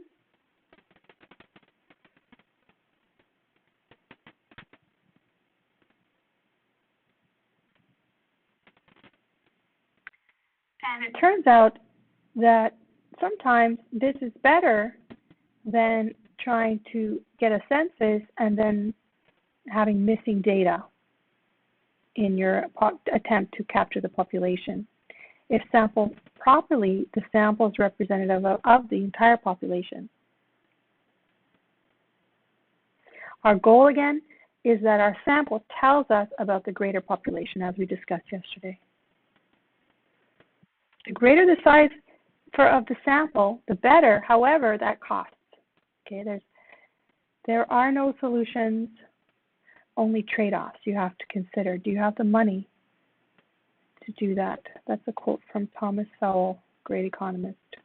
No solutions, only trade-offs. So yes, larger sample is better, but it's going to cost you money.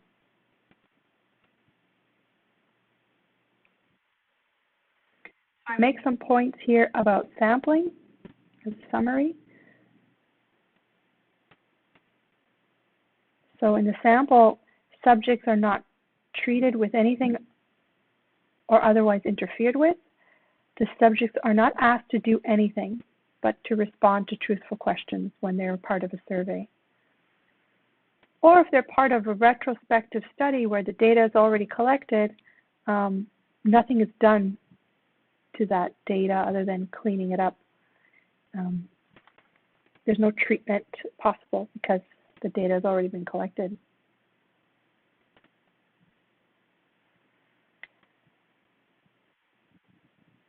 Okay, samples are collected randomly, not haphazardly. There's a rule to randomness, and that was described in the videos as well.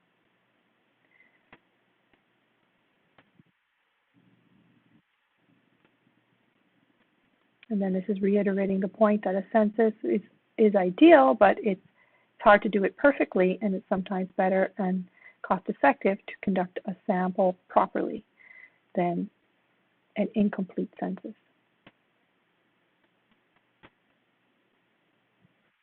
Sampling is more frequent now in the social sciences like economics and sociology, psychology, marketing. But surveys must be designed not to introduce bias. So some surveys and census discussed in the video, well, the census in the video that was discussed was the U.S. Census and the attempt of the census to count homeless. And again, survey examples in the video are the U.S. Census Service and NORC survey. And also in the class, we already talked about a survey. I showed you a survey as an example.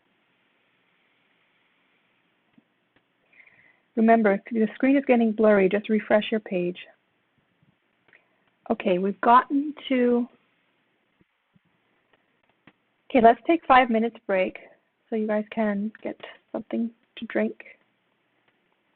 Take a break, write me an email, and let me know your concerns. And we will resume just before the top of the hour, okay?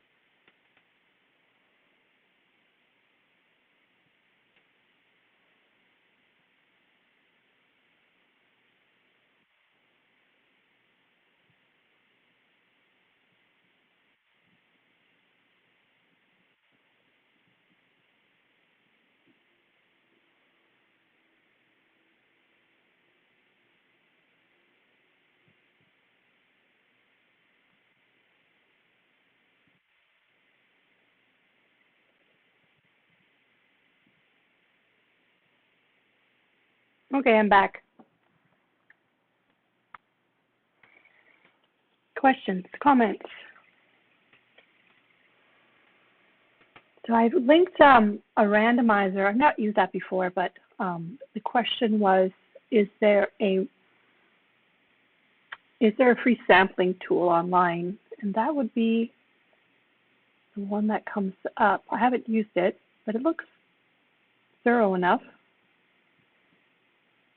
And I'll have to try it. But anyone interested, you can try and let me know if you have questions, all right? All right. So we are going to get deeper into experimental design beyond, you can say, what was covered in the video.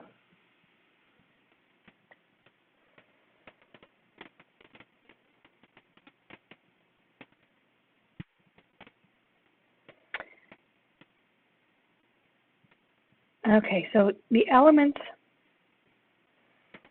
of an experiment are these. The experimental unit, sometimes called the subject, or what or who is acted upon or treated. So experimental subject, unit, patient, usually called subject. And treatment, or the treatments, are the conditions applied to the unit. The response variable is what we are interested in measuring to see how the unit responded to the treatment. The factors, okay, so now this is a fancy word for the explanatory variables. And the levels of the factors are the different treatments as could be seen as different levels or values of the factor. And I'll get more detailed about that. So I propose, let me introduce the components with an example, simple example. So these are the components of an experiment, or the elements. Experiment number 1. Get an individual to consume 1 ounce of alcohol and measure the blood alcohol level after 1 hour. So alcohol, 1 ounce of alcohol is the explanatory variable, and the blood alcohol level, the effect on the blood alcohol level after an hour, is the response variable. So let's break it down into the unit is the individual consuming the alcohol. The treatment is the ingestion of alcohol. The response is the blood alcohol level. I'm just repeating what I said above. The factor is the alcohol, and the level of the factor is the, in this case, 1 ounce of alcohol, because we only have one level, but we could have various levels. Okay, we could have varied the percentage alcohol content and used vodka or wine as different levels, or we could have increased using 1 ounce, 5 ounces, 10 ounces, and that's probably a lot. That would change the question, actually.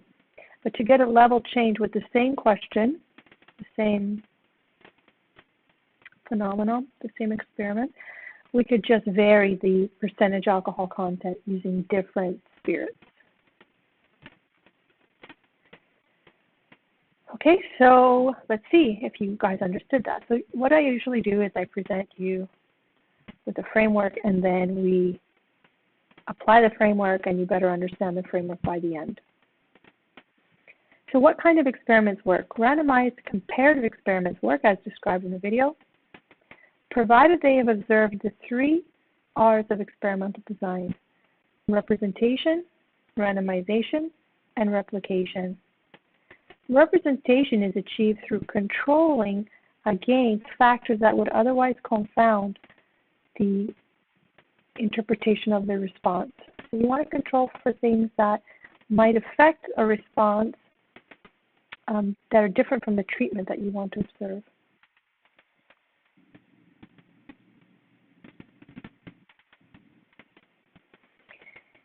And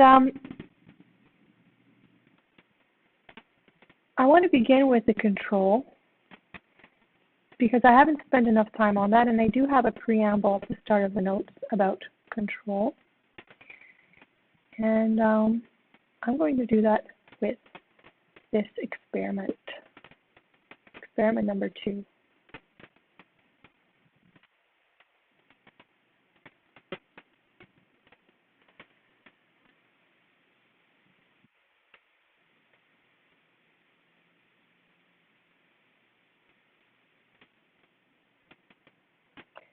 You know what? I don't think it goes full screen. If I go like this,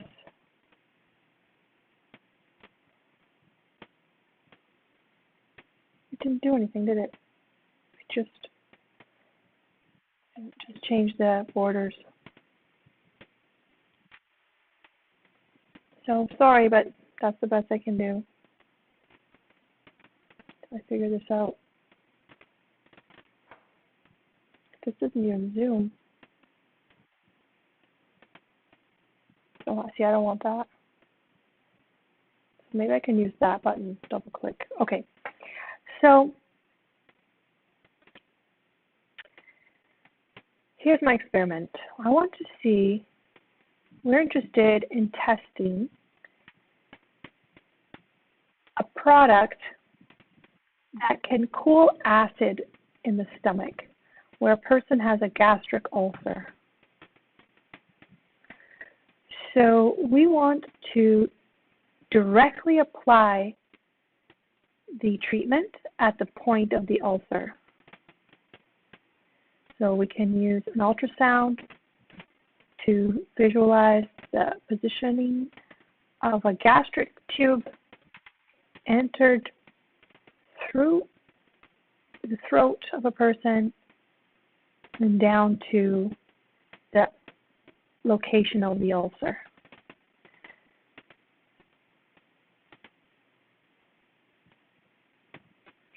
So this is known as the gastric ulcer freezing experiment. So to conduct this, there are 3 phases. We're going to record the pre-treatment observation. It's a self-response of the individual to the level of pain that they feel from their gastric ulcer. We are going to apply the treatment, and then after some time, we're going to record the response of the subject to the treatment. So let me take a moment to describe the procedure. Individuals will be screened to be sure they have a gastric ulcer and that they aren't going to be seriously injured by the treatment. So they would be contacted and told that they have an appointment for the treatment, and they will be given directions on how to get to the clinic. And even if parking is at a cost, they'll be reimbursed for any kind of expense to arrive there. They will be visited, or they will be pre-screened by a nurse and then told to wait for their treatment. The treatment will involve an anesthetic.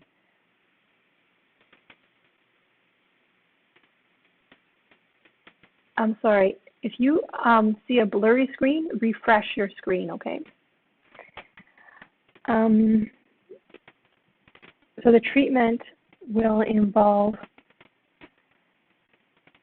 anesthetic at the throat, and then a tube inserted, and then a cold solution applied through the tube. And then the tube is removed when the procedure is done, and the patient asked to wait in a waiting room where they'll have snacks or maybe some warm tea for their throat.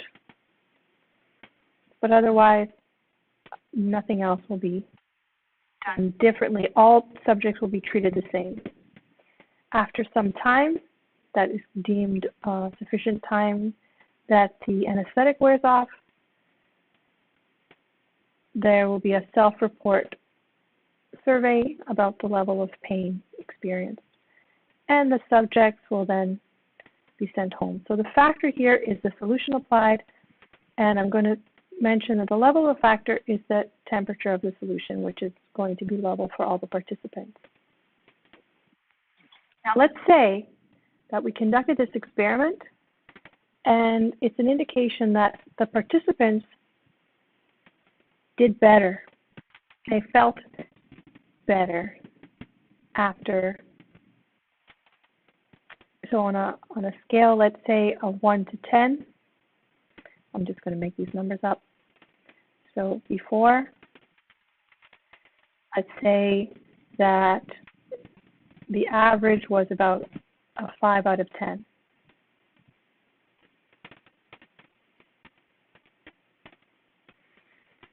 And then post-treatment, they felt 7.5 out of 10. Okay, so that's my research. Those are my research findings.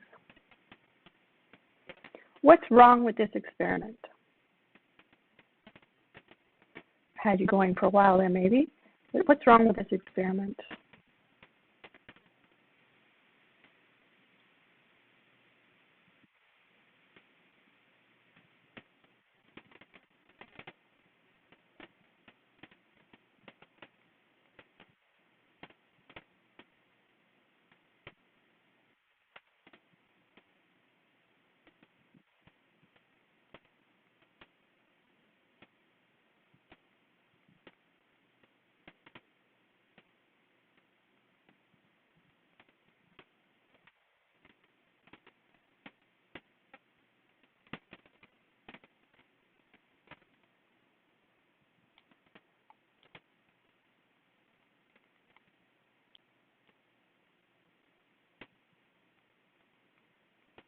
So you have measure well-being, and I can also do pain. I did this as well-being.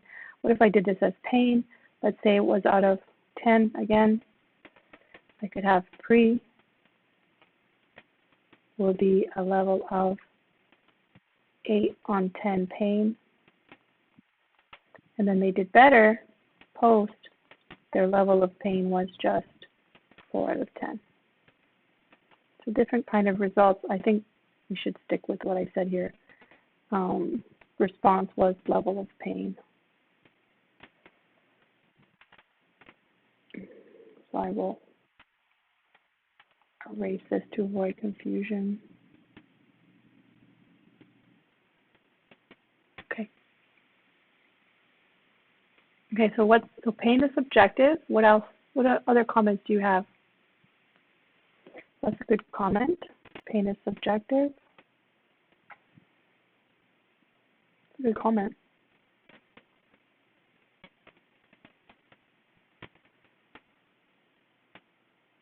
This is a sample, so it would have to be average pain.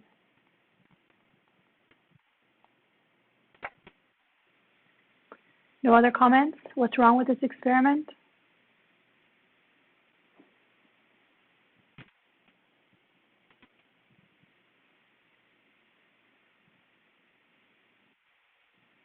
You heard me take a screenshot. Nobody? After all this, watching videos, reading my notes, answering questions, no one has a comment? What's wrong with this experiment? Something's wrong, right?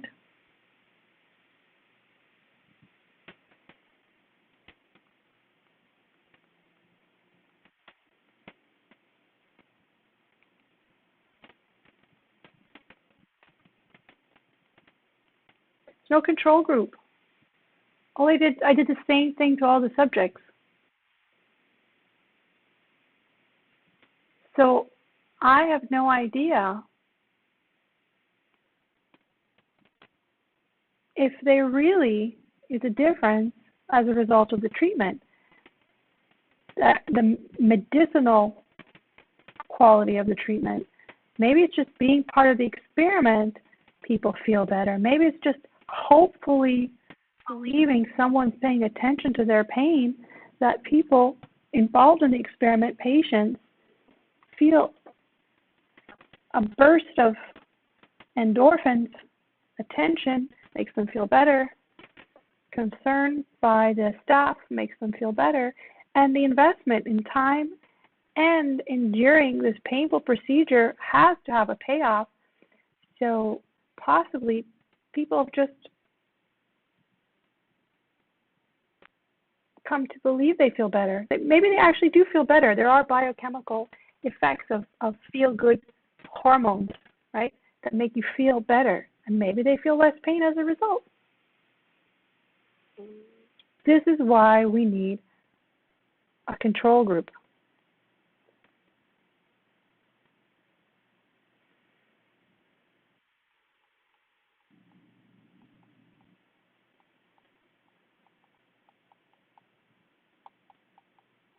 To control against the placebo effect. The placebo effect is where people's optimistic belief in the treatment causes them to experience positive treatment effect. So this occurs in human subjects because we have consciousness and we can anticipate in a way what's being done to us. And it would be great if this post-treatment effect endured, but the placebo effect, because it doesn't have any other long-lasting qualities, this will wear off, right? It will not endure. So in fact, we need to introduce a control group, a group that receives a treatment that looks the same, it appears the same, however, no actual pharmaceutical treatment has been administered.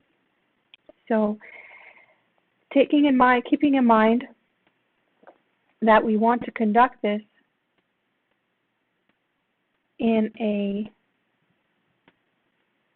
double-blind study so that even the experimenter, even the nurse administering the treatment, even the nurse conducting the screening, they don't know what the subject will receive, whether it's a placebo or the treatment. This is known as double-blind.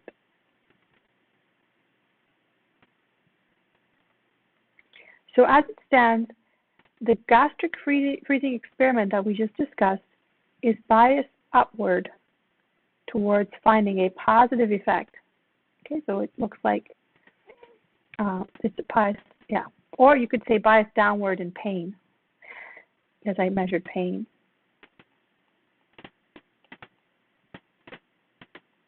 It artificially biases or artificially pushes the pain threshold down.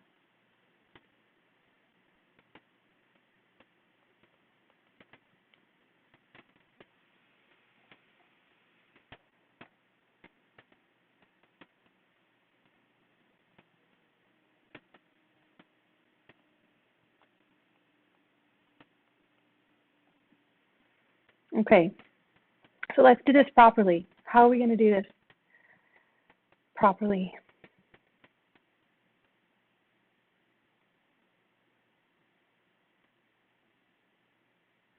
We're going to introduce a control group where body temperature water is used instead of a cold solution.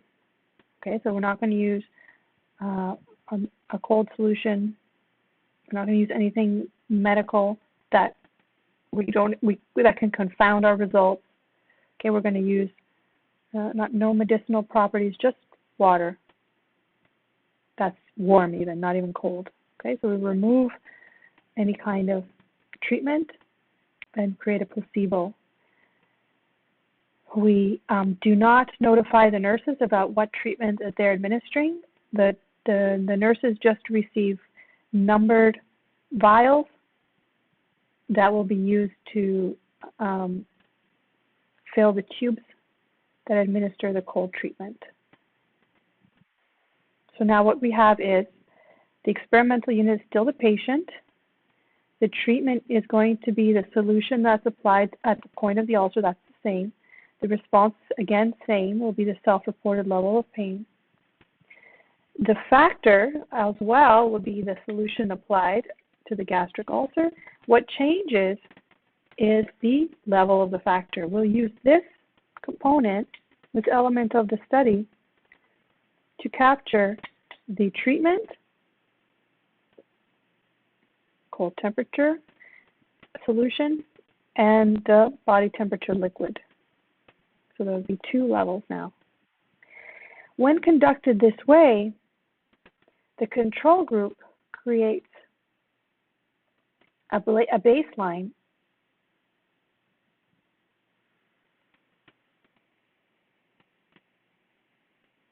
So now we're going to look at control.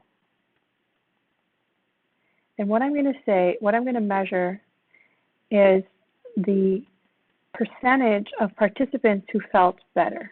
Okay, so this represents this percentage of participants felt better. So see,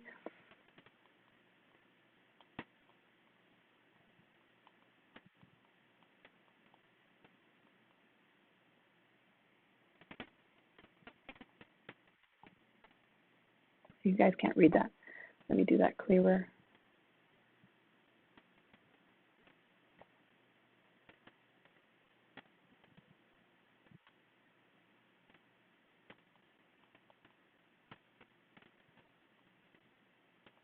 Okay, this is the percentage of participants that feel less pain, and it's going to be that high. I don't have to put a number on it, or maybe I can. Let's say it's 40%.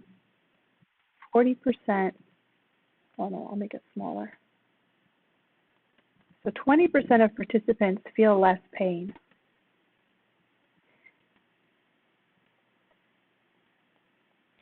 But in the treatment group, for the treatment to be significantly or statistically significantly different, must exceed this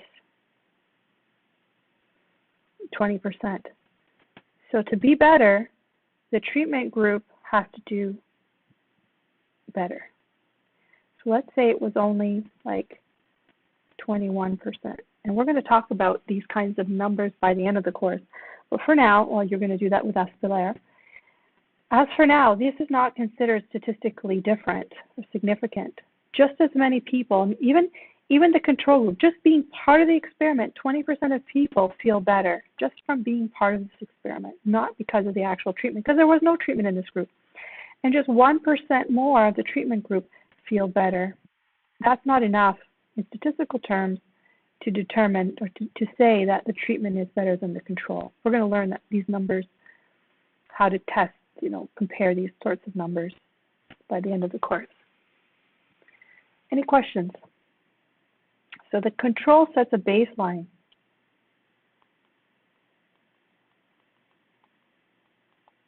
It's a standard to be reached by the treatment group.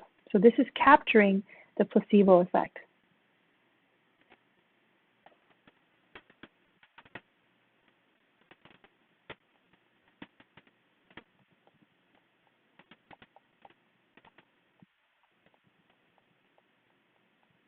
Okay. All right, questions?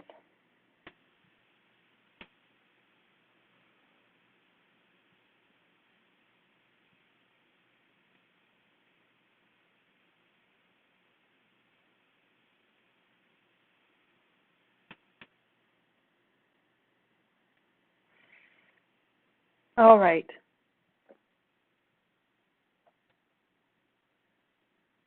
See, it doesn't do it. Doesn't do it.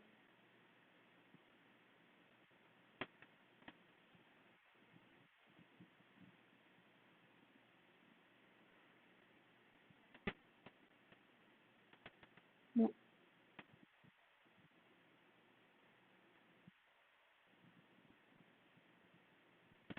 Sorry if it makes you dizzy. All right, experiment number 3.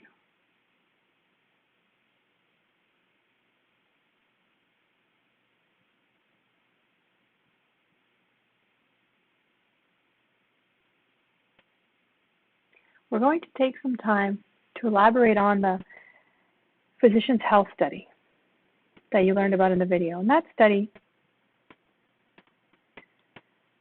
Almost 22,000 male physicians were tested to investigate the long-term effects of aspirin. Doctors were treated with aspirin, and this is what the video doesn't mention, also beta-carotene. Presuming that beta-carotene and aspirin don't have any confounding effects, some patients took both. To test for the effect of aspirin on heart attacks at the same time to be cost-effective, they also studied beta-carotene to prevent cancer. The effect of beta-carotene on prevention of cancer. Now, this is the determination of the elements of the study, the elements of the experiment. The experimental unit is the individual study participant that is a male physician. The treatment is going to be 4 treatments possible that I'll describe. The response that we're looking for is death. And the cause of death, cancer or heart attack. And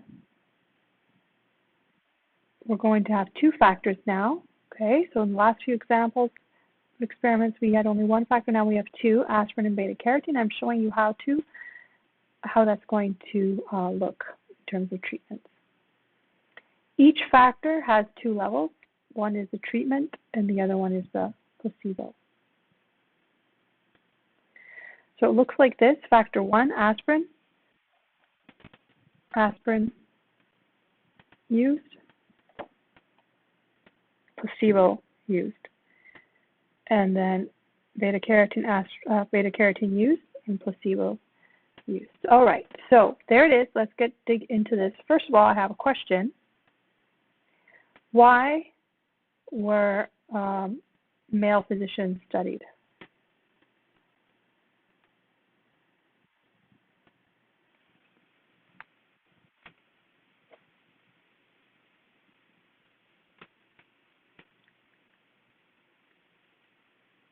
Why didn't they just study everyone?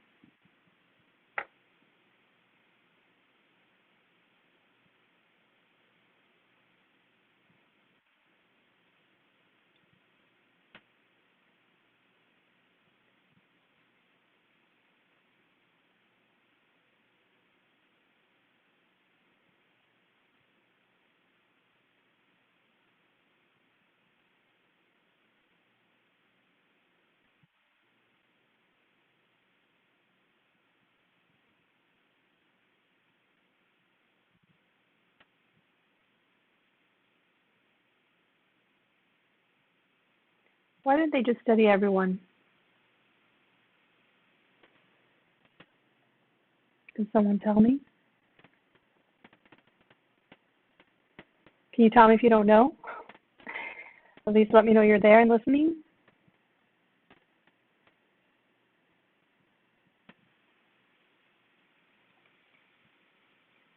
All right, Alex answered. Okay, for the case of aspirin, males are more likely to succumb to heart attack, so it's going to be easier, or it'll be you'll see deaths by heart attack sooner in males than in females. So you did touch on it. In terms of the cancer, I don't know the answer to the cancer component, but I know it's addressed in the video that males are more likely to die of heart attack. So they are studied because you'll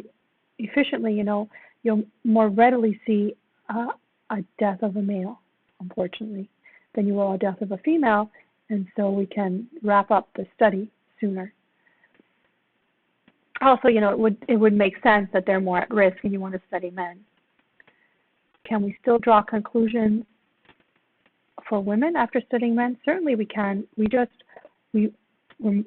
want to study men because it'll be easier to see, quicker that we see results of our study. So, why physicians? Why did they study physicians? Why didn't they study architects or engineers or teachers, professors? Why didn't they study construction workers? Why did they study physicians?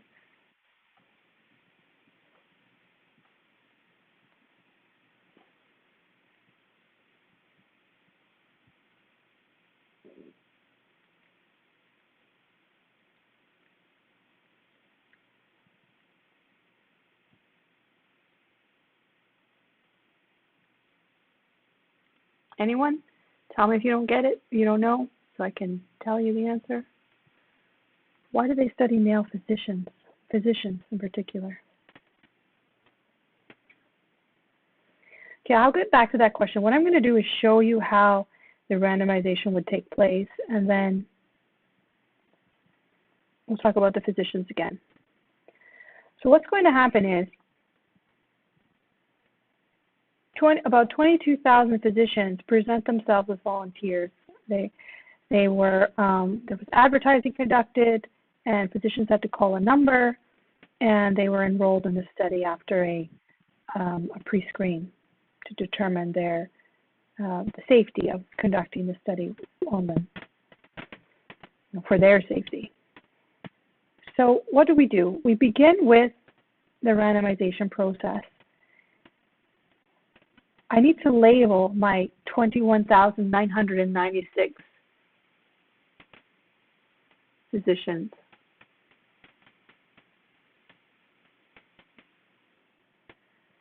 So what I'm going to do, okay, I'm going to answer your questions. Thanks for writing in the chat. I'll get that. Let's do this first, and then I'll get to that. So I'm going to label them. What would be the first label for my physicians? So Dr. Frank, Dr. Moran, Dr. Sylvia, or Sylvan. These are my doctors. Now I have to label them. Before I randomly select, what is my first label? Numerical label.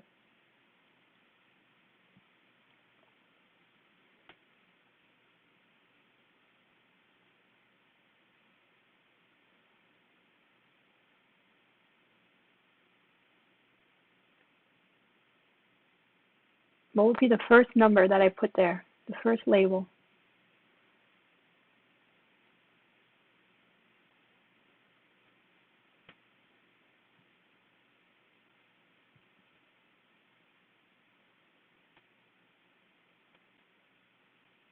No one? What did you learn about labeling in the video? There are 1, 2, 3, all the way to 21996. So the last doctor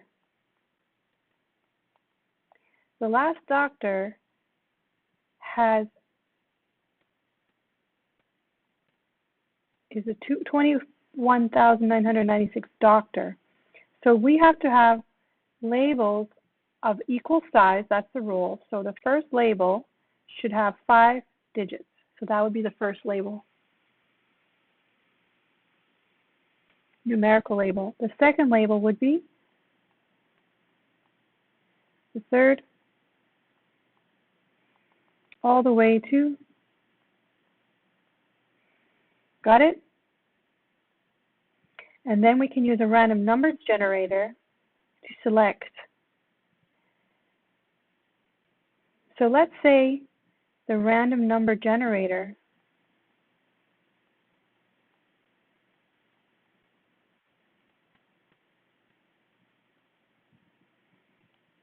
told us to pick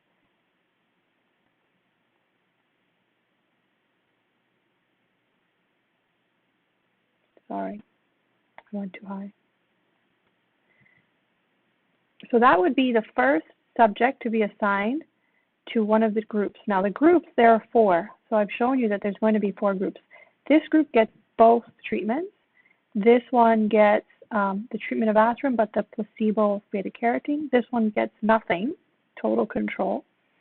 And this one just gets the beta-carotene, but not the aspirin. Just well, what they get is a pill that looks exactly like aspirin, but it doesn't have aspirin inside. And here, the beta-carotene is a pill that looks exactly like beta-carotene, but they don't get beta-carotene in there. Okay, so it'll probably be a colored substance.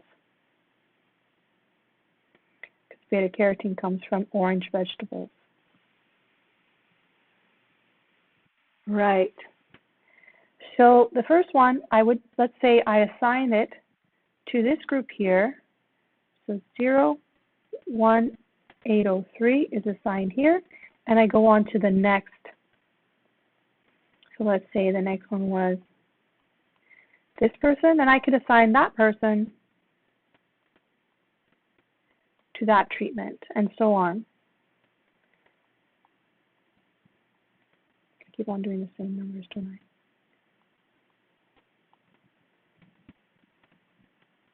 Okay, so then the next one will go here. And so now that I've shown you this,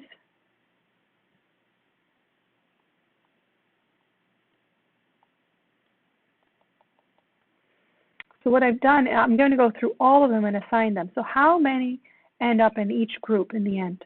How many end up in each of the 4 treatment groups? Well, there's about 22,000, so let's say about more than 5,000. So 5,000 plus in each group. Is that all right with everybody? I don't want to be too precise, just to take away from what we're trying to do here. So there's about 5,000 plus in each group. And the goal is that the groups are what? What do I want the groups to be? What's one word to describe? I want the characteristics, the risk factors for these 2 diseases, heart attack, these 2 conditions, cancer and heart attack. I want the risk factors to be the same. I want these groups to be otherwise similar. So, things that we know affect or are risk factors for heart attack or cancer include lifestyle, diet, exercise, stress, income, education, and there's some genetic factors for sure. But regardless of those, if we can't observe those, the observables we know something about. Our goal is to ensure that these groups have just as many individual risk factors as any of the other groups. All the groups should have dispersion that's similar on a variety of variables that influence heart attack and cancer. Got it? So, back to the question about why we use physicians, it turns out that physicians are more alike than another group of individuals.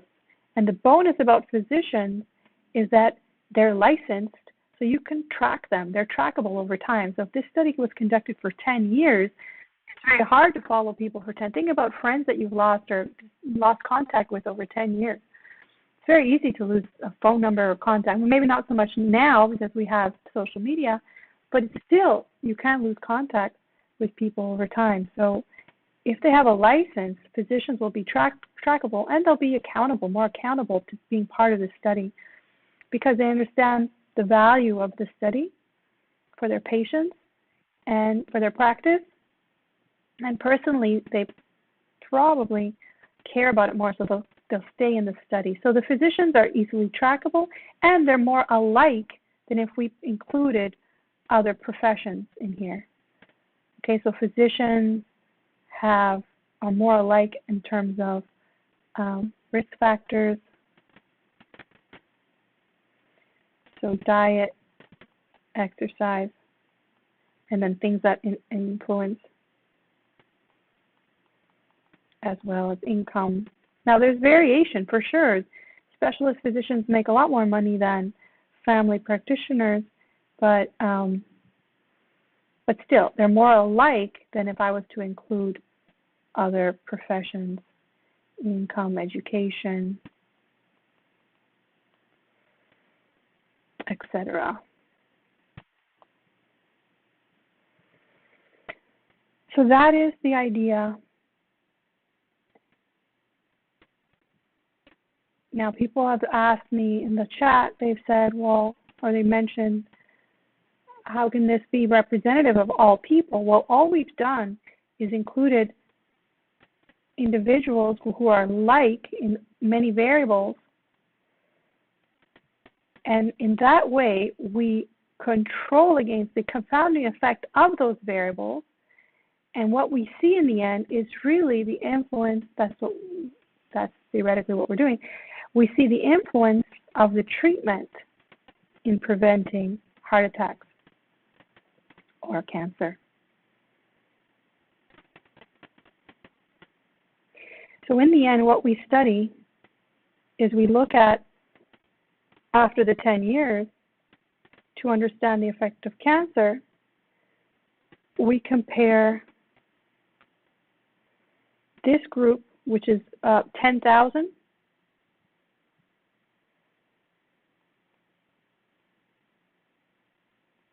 you know, 10,000 plus in that group, and 10,000 plus in this group, and we compare heart attacks or death. In terms of heart attacks, there were 239 heart attacks causing death in the placebo group, and 139 heart attacks causing death in the aspirin group. And this was deemed statistically significantly different.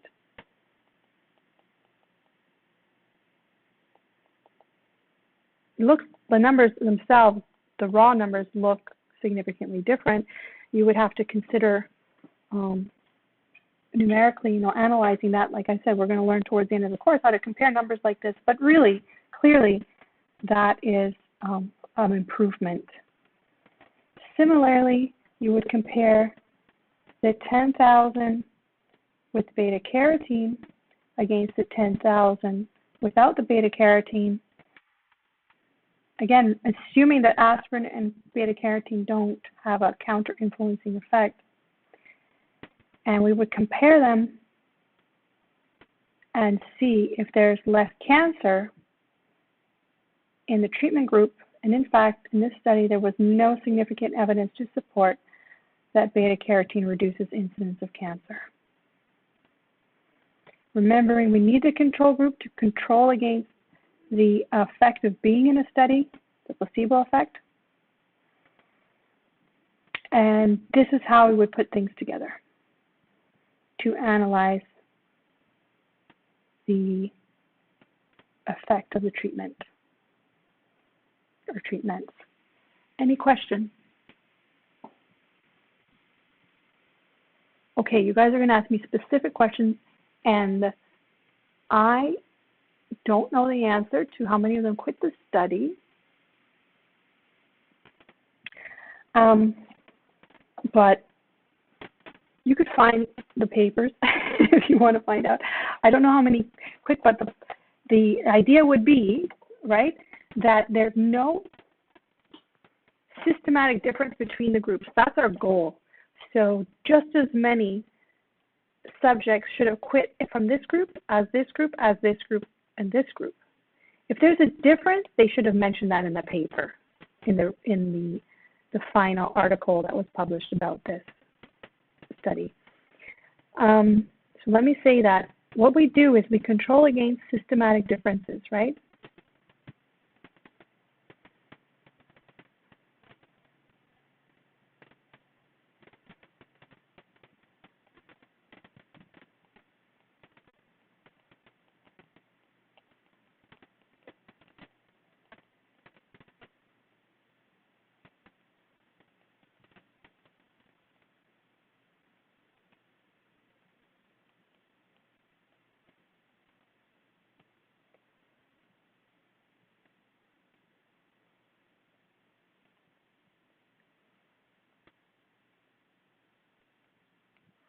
So we want to control against systematic differences between the individuals, the subjects in the groups. And that's where we allow enough that we have a little bit of everybody. So, not everyone who's a doctor is going to have a great diet or a great exercise regime or a great income or great education. But what I want to do is be able to have enough in each group to spread across. And then, as I mentioned to the question about how many left to study, as long as there wasn't a difference in the percentage that left from this group or this group and the other groups, as long as the percentage leaving the study was the same, there's no reason why it should affect our conclusion. I don't know the answer to that question, but I would have to go to the study to check that, but it's a good question. We'll presume that it wasn't a factor and that the results of the study continues to this day to influence people at risk of heart attack. Either they consider themselves at risk because they're a male, or they have a lot of stress, or people who have heart disease in the family will take a baby aspirin every day because of this study, or studies like it. This was not the only one. All right, so that brings us to this example here that I have the answer. So what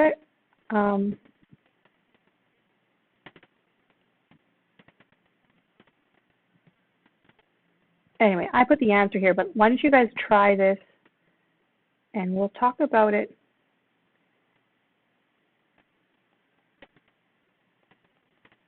this afternoon, because I want to give you some time and I don't want to waste time right now. Okay, example 4.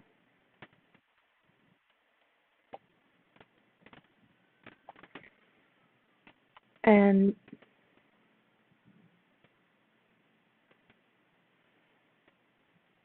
then there's some examples of randomization that I've provided here. So what we talked about is representation. We talked about how we control what's going on with this. How we control against potential confounding factors that will detract from us being able to attribute effects due to treatments in an experiment. The second R is randomization. So you saw a lot of that in the videos that you watched. And here's just another example. How would you randomize these individuals? Now, randomization does not imply haphazard. Doesn't mean just pick. Okay, some people use that word random, that you just pick it arbitrarily without a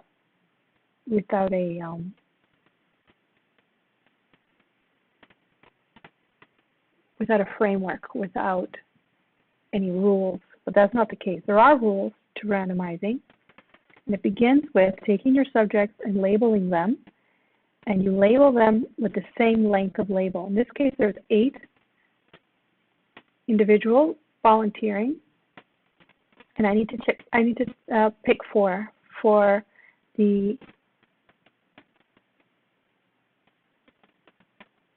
treatment group. So there's 8, it's 1 digit, is the last one, so they all have 1 digit. So that's my labeling there.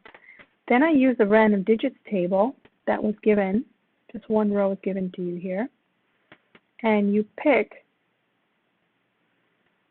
1 digit at a time. Now 0 is not among, I didn't use 0 in my labeling, so I ignore it. The first one then is 5. So I pick Rodriguez. The next 9 is not in the list, either is 0 again. So the following one is 7, which is Tulane. And then if we see 5 again, it's already been chosen. so we don't use that, and 0 nor.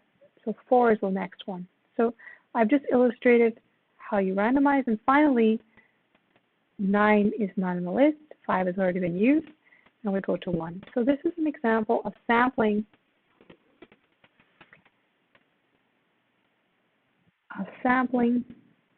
randomizing, sorry, or sampling, choosing my sample, and I can pick the best answer here. Any questions about randomization?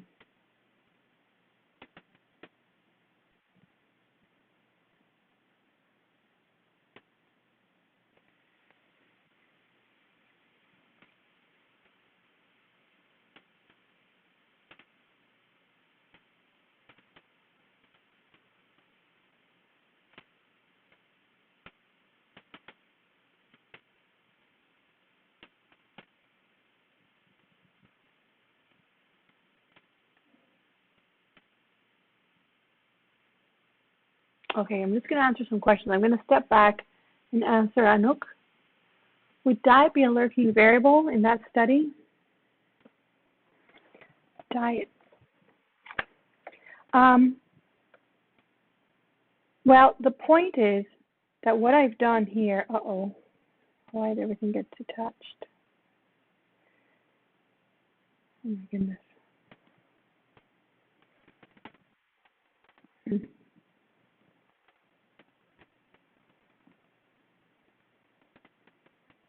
1 minute.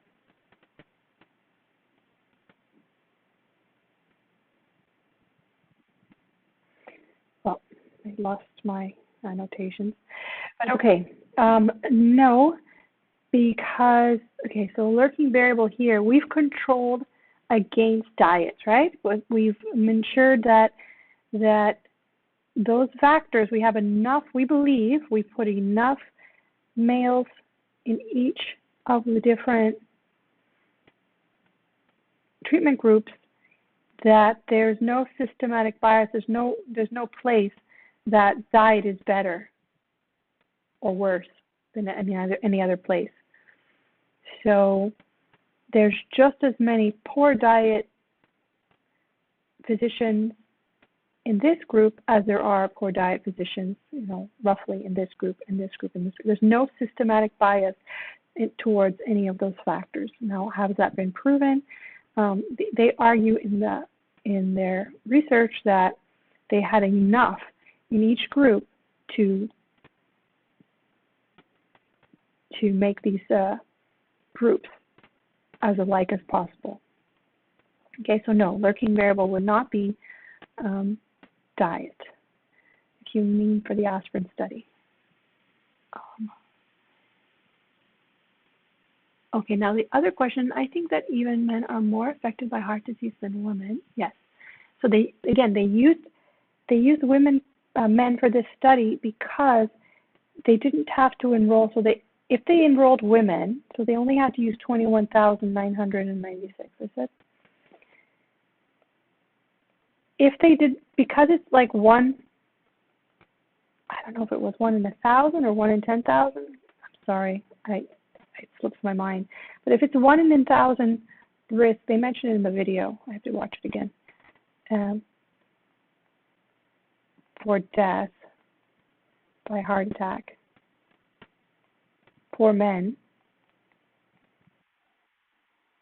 And women is much lower, so let's say it's 1 in 10,000. I'm making these numbers up at this point. I'm just giving an example.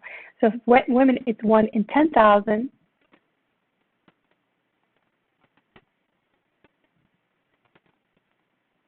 That just means that you would have to have 10 times as many women in the study. It makes it very expensive. So I think for efficiency, I think that's the main argument why they use men, that they'd be able to see the results sooner. Okay, with not so many individuals and not for such a long time, because women even live longer. Anybody who tells you that men don't have it rough just it's been too many years, decades, that we've accepted that men should die sooner, and they just do. And for a variety of reasons, but that's just the facts. So makes it cost effective to study men and heart disease, controlling for otherwise confounding factors, and being able to talk about the treatment on a subject, not a treatment on a physician male. All right, that's the goal of the study and why it was so large and over such a long period of time. I hope I explained myself. So the question, okay, so that was my argument. That's my defense of the study to Lalande Shefte, is that it was for cost-effective reasons, and it does show you by controlling for those other factors, we're teasing out the influence of aspirin on men. We'd have to do a study. I'd have to see about studies on women and aspirin. Maybe I've looked at it in the past, but I haven't recently. I could have a look to see if it's any different recommendation for women. But again, women are not at high risk, as high risk of heart attack as men are. So why would we do a study on them when studies cost so much?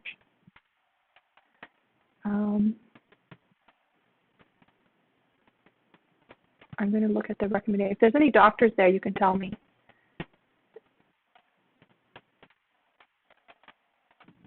Any physicians tell me about recommendations or prescription of aspirin to women. I know it's over the counter, but still, it could be a doctor. Does a doctor discriminate between women and men when giving aspirin?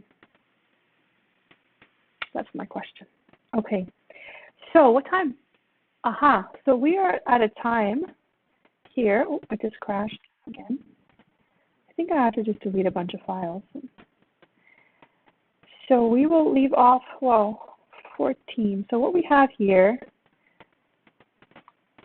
to do, what remains, is a discussion about sampling. So we could probably do that in the first hour this afternoon. And finish these notes. The notes go up to page 23, so we're half done. At page 24, you have like a quiz, and then 25 includes a practice assignment. Okay, so we're half done this material. We'll have say an hour this afternoon, and we will begin looking this afternoon at Unit 2. So for this afternoon, we'll complete,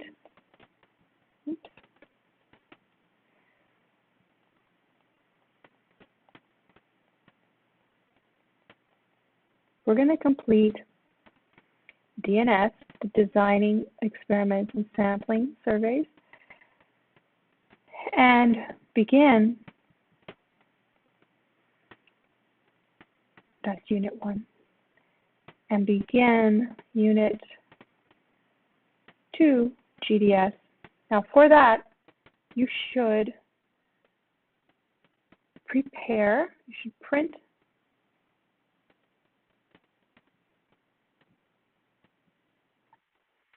according to the schedule at the end of here, these materials, okay? So we've done, I think I'll just go back to the schedule, it's easier. So we've done most of this. So I've been showing you the annotated notes. These are available in the platform with the answers all typed in. You can, on your own, practice doing the homework this afternoon if you have time. Print the notes for GDS. You need this one and this one. It's getting messy. Let me do this again. You have to print Unit 2 GDS and Unit 2 sample problems, okay? Because I'm going to be using both those documents.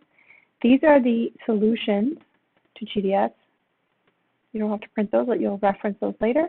And then the homework. So Um, this is what we're going to focus on for the rest of the weekend. So you should print these materials here. All right? So can I bid you a good day. You guys can write me if you want to meet with me. We can meet on WhatsApp. If you want to talk, if you have issues, I'm going to see about Doran setting up Zoom. Like I say, I don't have Zoom, but if they can set me up in Zoom, I can meet you there. But you'll be hearing from me if we meet in YouTube or in Zoom. I'll wait on for 5 minutes. If you have questions, you can ask me. Otherwise, I'll see you this afternoon. Bonsoir.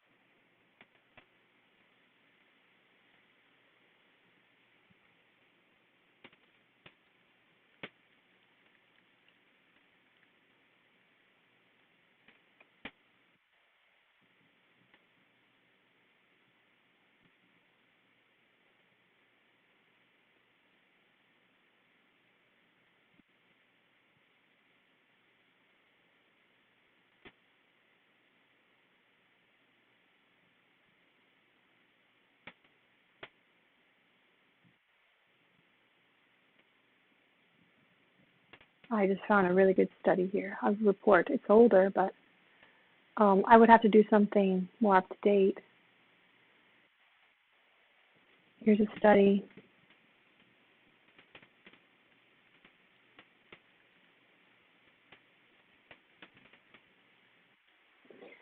So this afternoon we start at the regular time is up there in the schedule, 5 o'clock.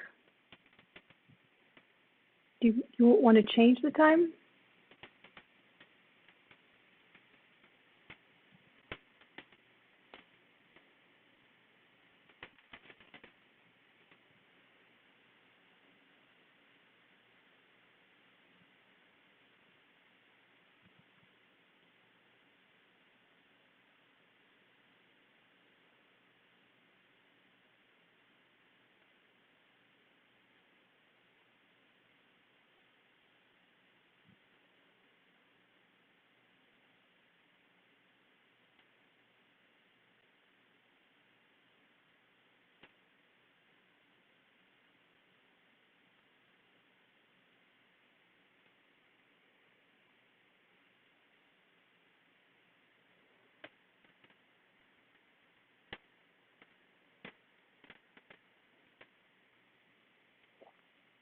I'm still here if you have questions.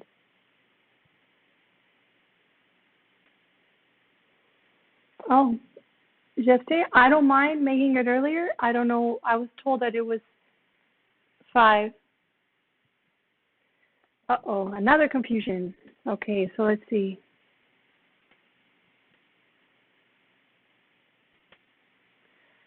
Okay, I have many questions running here. Okay, so first of all, if we, let me see, what does the schedule say? So everyone believes it's at 2? Ah, okay, it is at 2 with Astapler. I put it in the schedule as 5. That's fine. I'm fine with that. It's Astapler made the top of the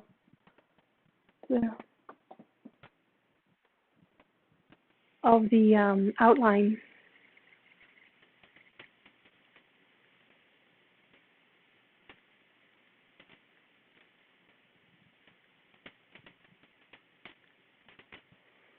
So sorry for the confusion, because on the schedule it says Sankar, and I understand your confusion. I have to fix that. I'll fix that.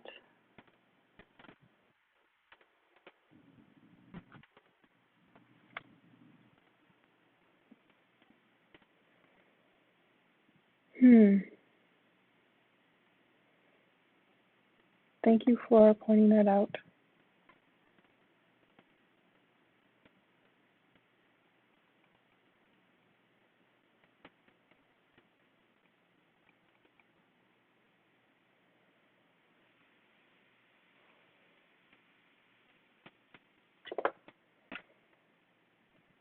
It's fine. So you have a little bit of a break.